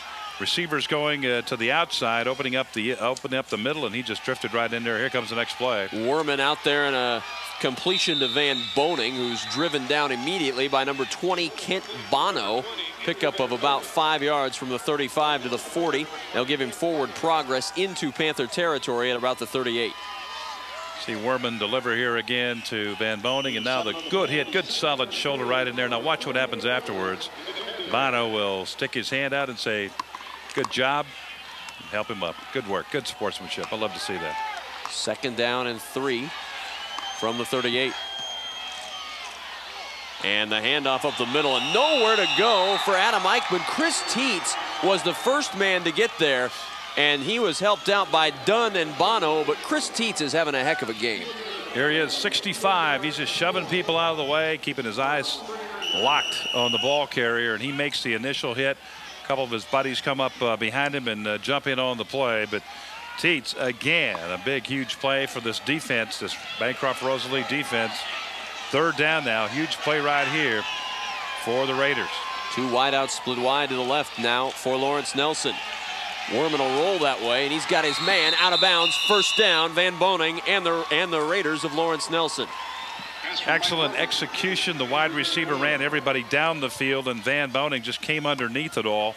Got to the outside, knew exactly where he had to go for the 1st down. He crossed that 35-yard line, and bingo, the 1st down is there. And as we talked about a moment ago, Kevin, Lawrence Nelson just too tough and too experienced and too powerful just to fold it up and go. So you expected him to come back here. 1st and 10, 34-yard line. On the reverse, the carry is Watson. And Watson is wrestled down by Clint Dunn. Terrific individual effort by Dunn. Boy, that play looked like it was going to go. Everybody seemed to be biting on the action of the play. Double reverse here. Once, twice, and now it's open to the outside, and Dunn somehow, boy, great job there to get off the block of Mike Werman and make the tackle. If he does not do this, we'll get a good angle here, a good shot of it. If he does not do this, look what's available down the field. Nothing but green. Lots of field turf in front of him. 2nd and 10, 34-yard line. Werman flushed out. Will try to run, hit as he throws, and that one incomplete. He got hammered by Hermelbrock and is lucky to get rid of that football. And again, those are the kind of plays that usually result in a turnover as Werman is looking, everything's covered downfield. Going to try to get to the outside, and boom, and usually again, this is what accounts for a PI. And see, there you see, who was that? Kent Bono coming up? Yep. I think it was Bono coming up, and again, the ball just dying there right at his feet. Another step, maybe a step and a half, and he's got a pass interception and maybe a return for a touchdown. Here's 3rd down. Critical juncture to 3rd and 10 on the 34-yard line. Werman to throw. Flushed out again. Downfield and incomplete. Wanted Herbeck. Ethan Herbeck, his backup tight end, and he threw it too tall. He had a receiver far on down the field, too. I think that was Adam. Well, let's check it out here. Actually, it was Herbeck. You're right, Kevin. There were 2 receivers over there in that area.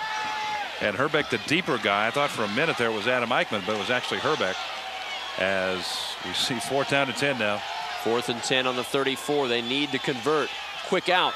And now a reverse it goes, or a little shovel out of the catch, and it's still short of the 1st down. They go razzle-dazzle, however you want to call it, and it didn't net a 1st down. In the old book, that's called the hook and the lateral, as Scott Watson is the receiver on the play. Watch this here. He catches it, he hooks to the outside, and then laterals to the back coming out of the backfield. And again, that play usually goes well, and they pick up the first down on the, well, no, they don't. The ball goes over just short of the first down.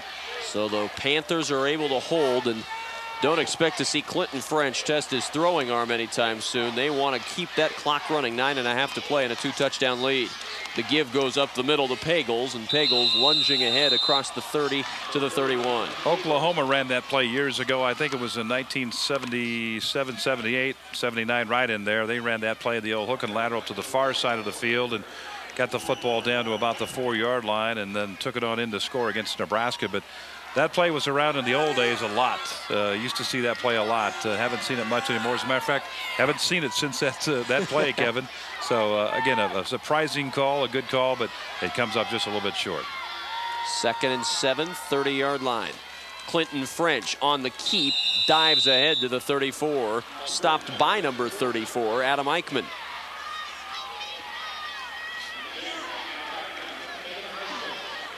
French trying to surprise again on that unbalanced line to the left. Quick snap, quick count. Let's go with it. Picks up fairly decent yardage on the play, but he's about 3 yards short. Play has come in now as the Panthers break the huddle. French behind. Clinton French, you get a good look at him there. Has done a terrific job, the junior has, leading this team. 3rd and 3 on the 34. Give up the middle. Plenty of room for the first down for Pagels, and much more into Raider territory. Caleb Schroeder went along for the ride on the back of Matt Pagels, who carried him about 5 yards. Again, going on the quick count. The Panthers not waiting around at the line of scrimmage. Boom, snap, and here we go. And an excellent block. You saw Chris Teets, 65. Good block down on the defensive tackle right there. And Pagels goes right up over the top and picks up a big first down for Bancroft-Rosalie. 38-yard line, 1st and 10. 7:55 to play in the game, and Bancroft-Rosalie with a 2-touchdown lead. Up the middle they go again with Kent Bono. Not a lot there from the 38 to the 37. Just a gain of a yard. Caleb Schroeder with a stop. But the yardage right now, not the most important thing for these Panthers. They like to see that clock running. That's right, Kevin. The time is an essential element right now. This football game, the Bancroft-Rosalie Panthers are about 2 minutes away, really, from a victory here. If they can just hang on to the football, burn about 2 more minutes. If they pick up another first down, they have it well in hand. But 2 minutes away, even if they have to kick it away, but they have to obviously play some defense. Here comes the snap. 2nd and 9, 37-yard line. And Pagels, with blockers out in front, has a hole. Pagels to the 20. Pagels knocked out of bounds by Werman at the 11-yard line. And that was a well-designed play, Abe. Lots of blockers in front. Well, again, that unbalanced quick pitch to the left side. And watch the blocking develop. There's Derek Freese out leading, and who else? We've talked about these two guys all night. Derek Freese and Chris Teets, they're leading the way. And this play here probably, well, that's probably going to put the old last nail in it, even though there's 7 minutes, and people think that's a lot of time left in a football game, and it is. It really is. But now with this team moving the way they are, here comes the snap.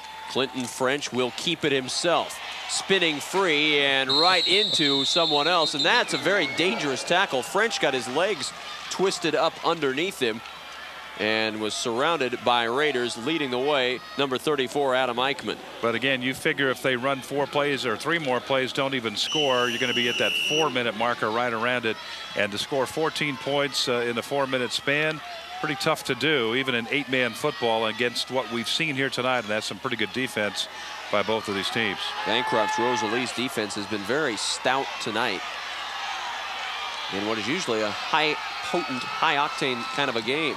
Handoff goes up the middle. Pagels banging his way towards the end zone, and he's a yard shy. 14, Mike Werman saves the touchdown for the moment, but it keeps the clock running. Quick count again, unbalanced right, and straight up the gut. Going right over Hermelbrock, and Derek Freese again, 54. He has been a workhorse up there. Senior, 6'1", 225. Hermelbrock, senior, 6'1", or 6 foot, 175. As they measure to see, I think they picked up the first down here. I believe they did. Awfully close, and it is a first. But again, this offensive line, as we talked about, Kevin, top of the show, it's a senior offensive line. Derek Archer is senior, Chris Tietz is senior, Hermel Brock, Derek Freese. The only junior on the line is Jeremy Hayes. He is the tight end on the right side, but they have really done a great job, especially Tietz and Freese out there leading the plays, as we've seen all night. First and goal from the 1. The handoff up the middle. Pagels touchdown. And that play right there may ice a championship for Bancroft-Rosalie. Don't think there's much doubt about that. It's going to take just a lot of untoward events, as you see just a surge on the left side right over Tietz.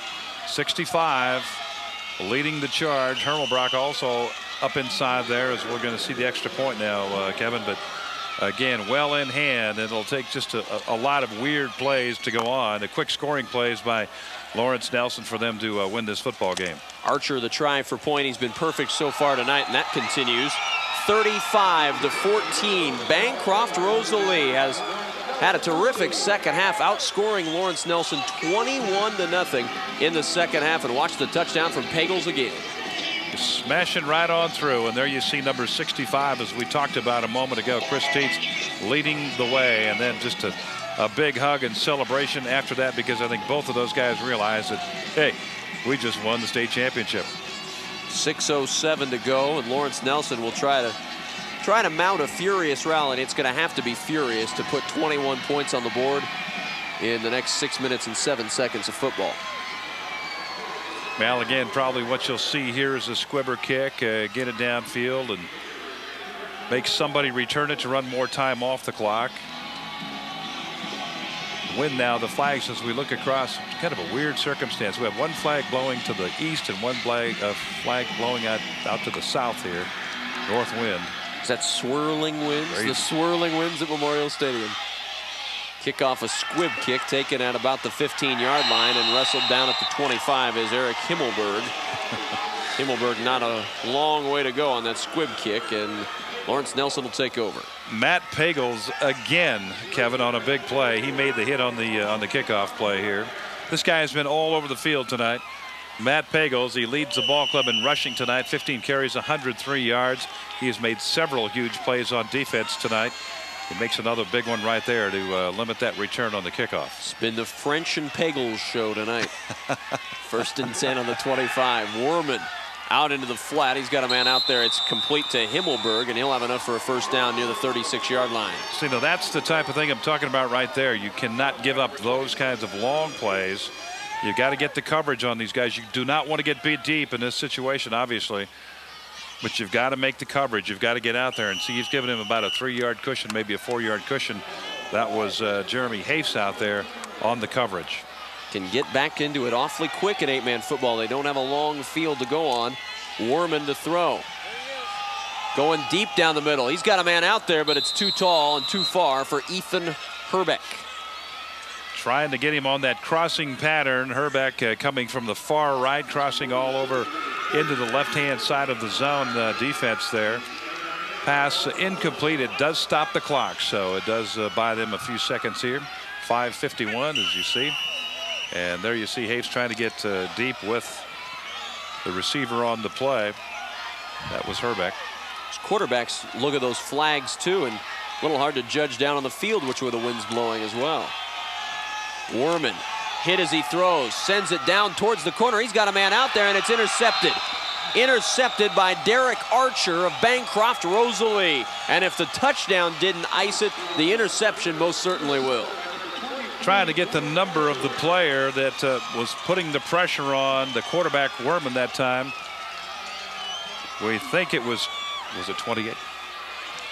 David Schinke is who we think it was. We'll probably see it again here in a moment. As a lot of smiles now come to the faces.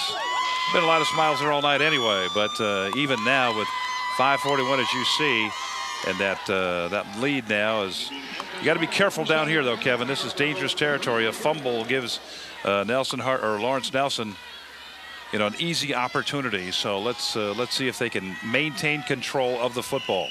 Wouldn't be surprised to see Clinton French take the snap and go right up the middle. First down and 10 from their own 4-yard line. There he goes, right up the middle for a gain of 2 to the 6-yard line.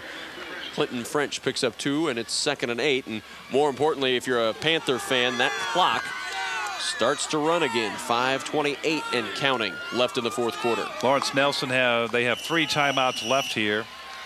I would expect them to burn one after this play. At 5:19, they'll be under 5 minutes or close to 5 minutes left at the snap of this football.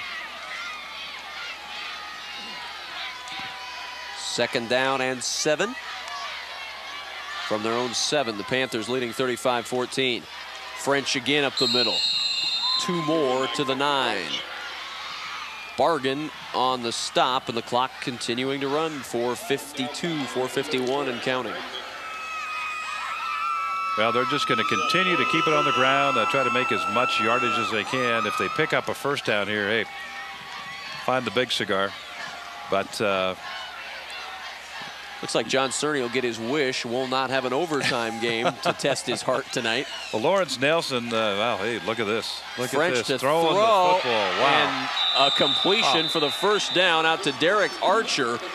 And the first down, that ought to about do it with 4:26 to go in the 4th quarter. 3rd and 5, and they're putting it up. Wow, this is what I call a guts right here. A great call and a gutsy call, and well executed to get it done, and that really pretty well nails it up. You're right. So Archer with yet another catch on the night. 7 catches for 65 yards for the leading receiver. He's been the leader again tonight. 1st and 10 from the 18. Right up the middle go the Panthers, and a minimal gain of 2 or 3 yards for Pagels. It'll be 2nd down, and that clock running under 4 minutes. You know, that pass play just amazed me, Kevin, because lots of things can go wrong in a pass play, and if just a little bit goes wrong in that play, and Lawrence Nelson comes up with the football, they get an easy touchdown, take it on in the end zone, and then probably you'll see some sort of onside after that, and things could change rapidly. But again, as I talked about, unless something untoward happened on the field, it appeared that Bancroft-Rosalie had the game well in hand. Here comes the next play. And it's a little misdirection to Bono, and he'll get it out to the 34 or the 24-yard line, I should say. A gain of 3. Tier and Bargan in on the stop. Well, this is our last 8-man championship. 2 more championships tomorrow, 2 more on Saturday, all 11-man football. So we'll go back to the original markers on the field. About under 3 minutes, as you see, and again, everybody from that Bancroft-Rosalie side smiling, cheering, happy they're going to collect a trophy here. 2:55 and counting. 3rd and 4. That unbalanced line again to the right side. French will keep it. Clinton French still on his feet, and he's a yard shy of the first down out near the 27-yard line. They need the 28.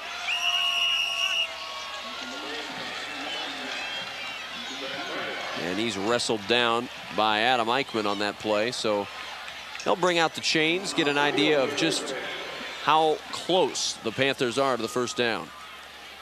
Panthers also want to know exactly where they have to go with this, Kevin, and it's going to be very close. Boy, a lot closer than I thought, and it is a first down.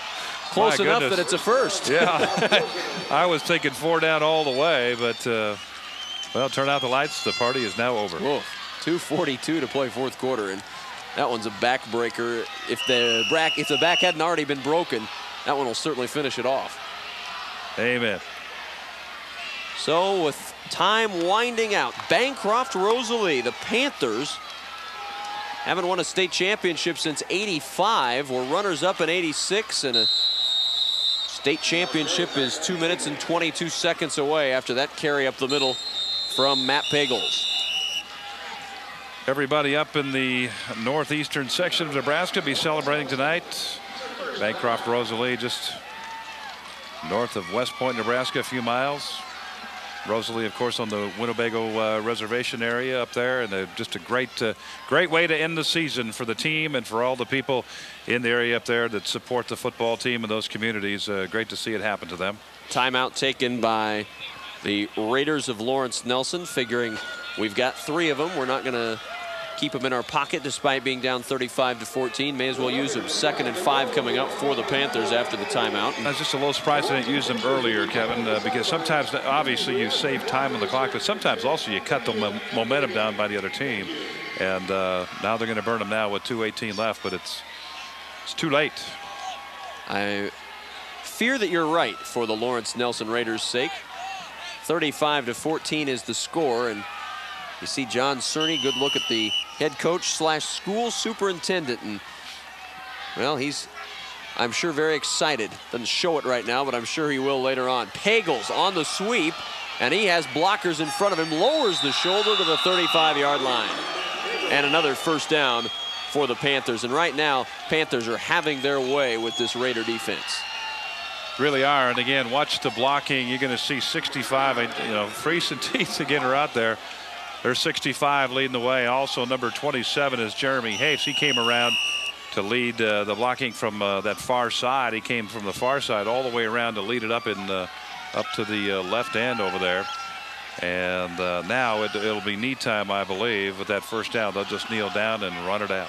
First down and 10, 35-yard line. They'll give it up the middle, and the carry goes to Clint Dunn, and Dunn will take it down near the 30-yard line. A pickup of 4 on the play. 1:42 and counting. Bancroft-Rosalie will be your Class D1 state champions. They lead it 35-14. Well, it's fitting, Kevin. The leading rusher, Matt Pagels, for the ball club this year, ends up leading it all here tonight. 20 carries, 130 yards on the evening. 230 yards by Bancroft-Rosalie. 329 total. They picked up 99 through the air. But again, that rushing attack has been huge, led by that great offense, that senior offensive line. Here's the thing that impresses me most as you see Clinton French run up the middle. He's got some running room, and French across the 20 to the 15, French to the 10, and the exclamation point is put on with another touchdown from Clinton French. Boy, did he put a move on downfield. I think it was number 40, Josh Oltman's down there in the secondary. Watch the move coming here.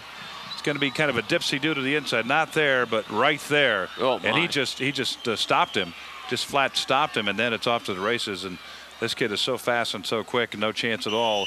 Backside pursuit, trying to run him down, but not in the cards tonight. This young man, it was a guy that we were concerned about as far as his ability to play earlier because of that injured thumb. Here comes the kick, and the extra point is up and good. Well, I think he's okay.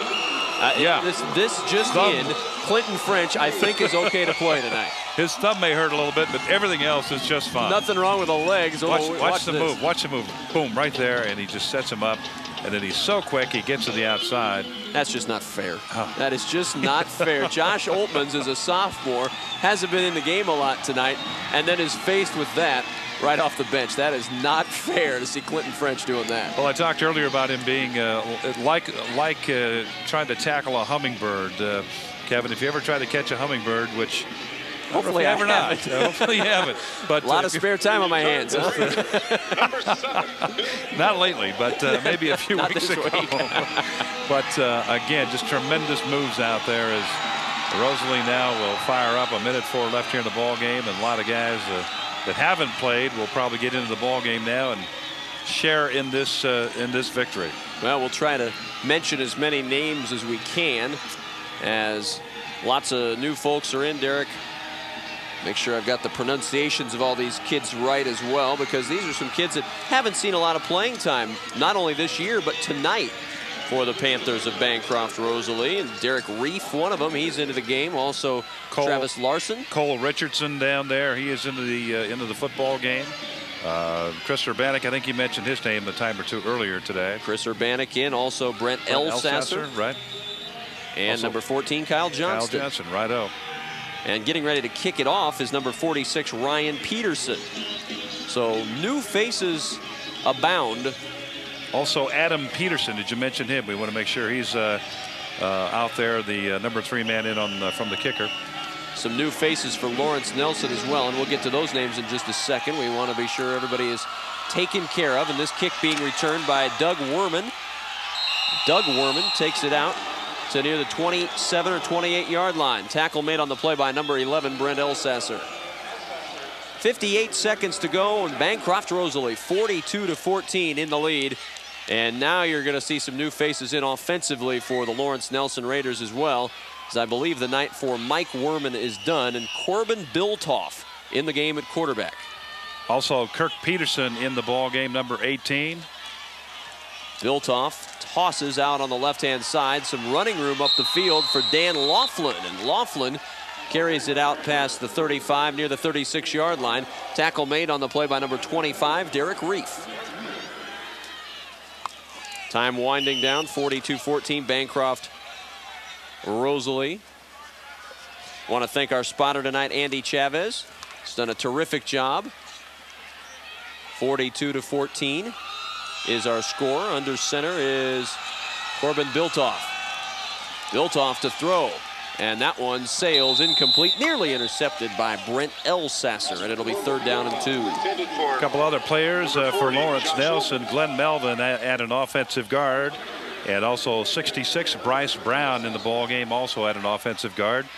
I think number 22 Bobby Lowry just came into the football game. Andrew Pohlmeyer and Josh Oltman's in as well. If we missed you, Vince Jensen at center. We're trying to get as many people named as we can here. 3rd down and 2, and to throw is Andrew Pohlmeyer, the new quarterback. Instead he'll run, and he's going to be close to a 1st down, but stopped short. Good tackle by freshman Lewis Webster of Bancroft-Rosalie. And that one's going to be very close to a 1st down from Pohlmeyer. Webster, if he got there in time, stopped him just short. We need to make special mention of Stephen Glissman, the freshman out on the field, number 10. He's 5'7" and 105 pounds, and just gives every ounce of energy he can into this football game. As we see the sticks out there now to measure, and is it or is it not? Boy, must not be. They're getting down with a slide rule to check this one out. We have to tell you, it was quite a sight in pregame to watch Stephen Glissman out there warming up along next to Jacob Boomgarden, 6'6", 245, and Steve just 5'7", 105, and quite a contrast. But I tell you, both of them big hearts and giving everything they had to be on this football team. It's great to see. You talk about trying to catch a hummingbird. There's one right there, and Stephen Glissman. He was zipping all over the field in pregame warmups. He was having a ball. Running long pass patterns and all that sort of thing is great stuff. Doesn't get any better than that, running long pass patterns on the surface of Memorial Stadium. I don't care if it's pregame, postgame, or any time in the game. That's a lot of fun. Maybe the final play of the game, 4th and 1. Pressure up the middle. The throw from Pohlmeyer downfield, and it's short hops and incomplete. Intended out there for number 22, Bobby Lowry. And that is the end of the Class D1 state championship. And your state champion, Bancroft-Rosalie, the Panthers, finished their season at 13-0, winning the Class D1 state championship 42-14. We're going to step aside, and we'll have more from Memorial Stadium in just a moment.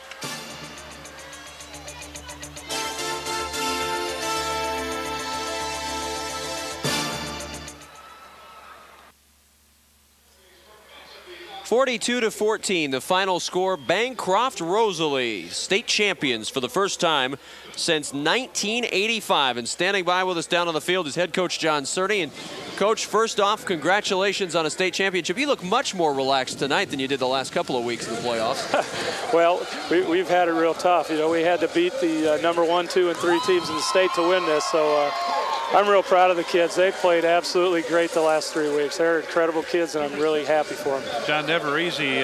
When you look at the numbers here, one thing that strikes me is you had the ball 11 minutes longer than Lawrence Nelson. Did you plan to play ball control like that tonight, or did that just happen? That's just the way the game turned out. We've been a big play team all year, and today we just grounded out. And I think our line really played probably the best game they played all year. They were knocking people off the line and giving some holes for our backs. You got 2 guys up front there, Chris Teets and Derek Freese. I tell you what, for my money, 2 of the best linemen I've seen in high school football this year. Oh, I know it. I don't think they have too many games where they've been beat. Now, we've been up against some tough linemen, but they've held their own every game. Well, John, can you say enough tonight about the play of your quarterback, Clinton French? He came in with a question mark around that thumb. We talked to you about it at the end of the first half. What a terrific second half he had. He really led your team tonight. Clint has been our leader all year. As Clint goes, so does the team. And you know what?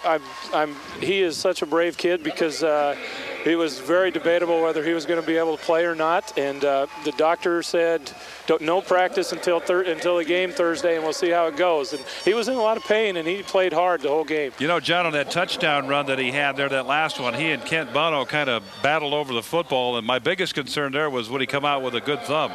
I don't know if you saw that play or not. Did he talk about that? Well, we run a lot of read option. I didn't run it near as much as we like to because of his thumb. I didn't, you know, that mesh is really important in being able to have a feel for the ball. So we didn't run it near as much because of his thumb. Well, Coach, we better let you go, but not before we mention also the play of Matt Pagels tonight, who did a terrific job for you at the running back position. You had Clinton French. They were worried about French's option, French's rushing attack, and then you throw Pagels at him. That's a two-headed monster. It's tough to beat.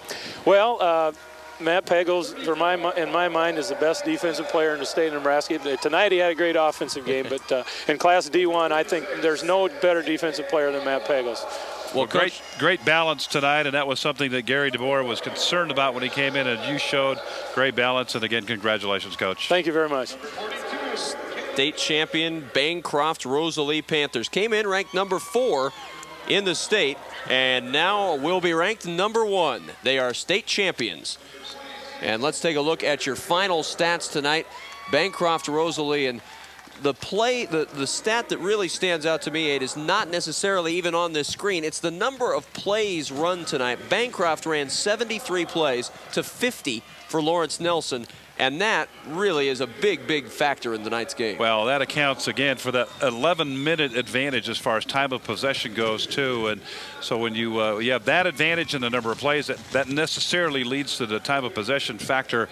And, again, as John Cherney said, hey, we're a team of big plays. We're not a team that holds on to it, controls it, and grinds it out. But by golly, they did it tonight, and they grounded out for a big win here. So hats off to them. Excellent performance. Hats off to Lawrence Nelson. They really controlled their destiny. They won very handily all season, came in tonight, and just ran into a buzzsaw with Bancroft-Rosalie. And you wonder, you know, Kevin, you look at Clinton French and what he did tonight, and it was in our minds, however, that maybe if he doesn't play, they got a big problem. But again, that, as I said in pregame, the edge goes to them if he does play, and it did. The fact that he did play caused Lawrence Nelson a big problem tonight. 42-14, the final score.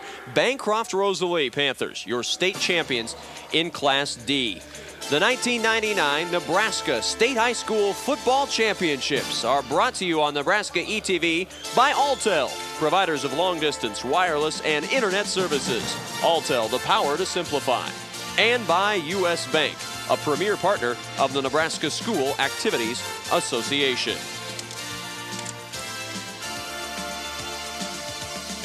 Final score, Bancroft-Rosalie 42 and Lawrence Nelson 14. Be sure to stay tuned for live coverage of the Class C2 game at 11 o'clock live from Memorial Stadium in Lincoln. And now for Adrian Fiala and the entire Nebraska ETV Sports production crew, I'm Kevin Kugler. Goodbye from Memorial Stadium in Lincoln, Nebraska.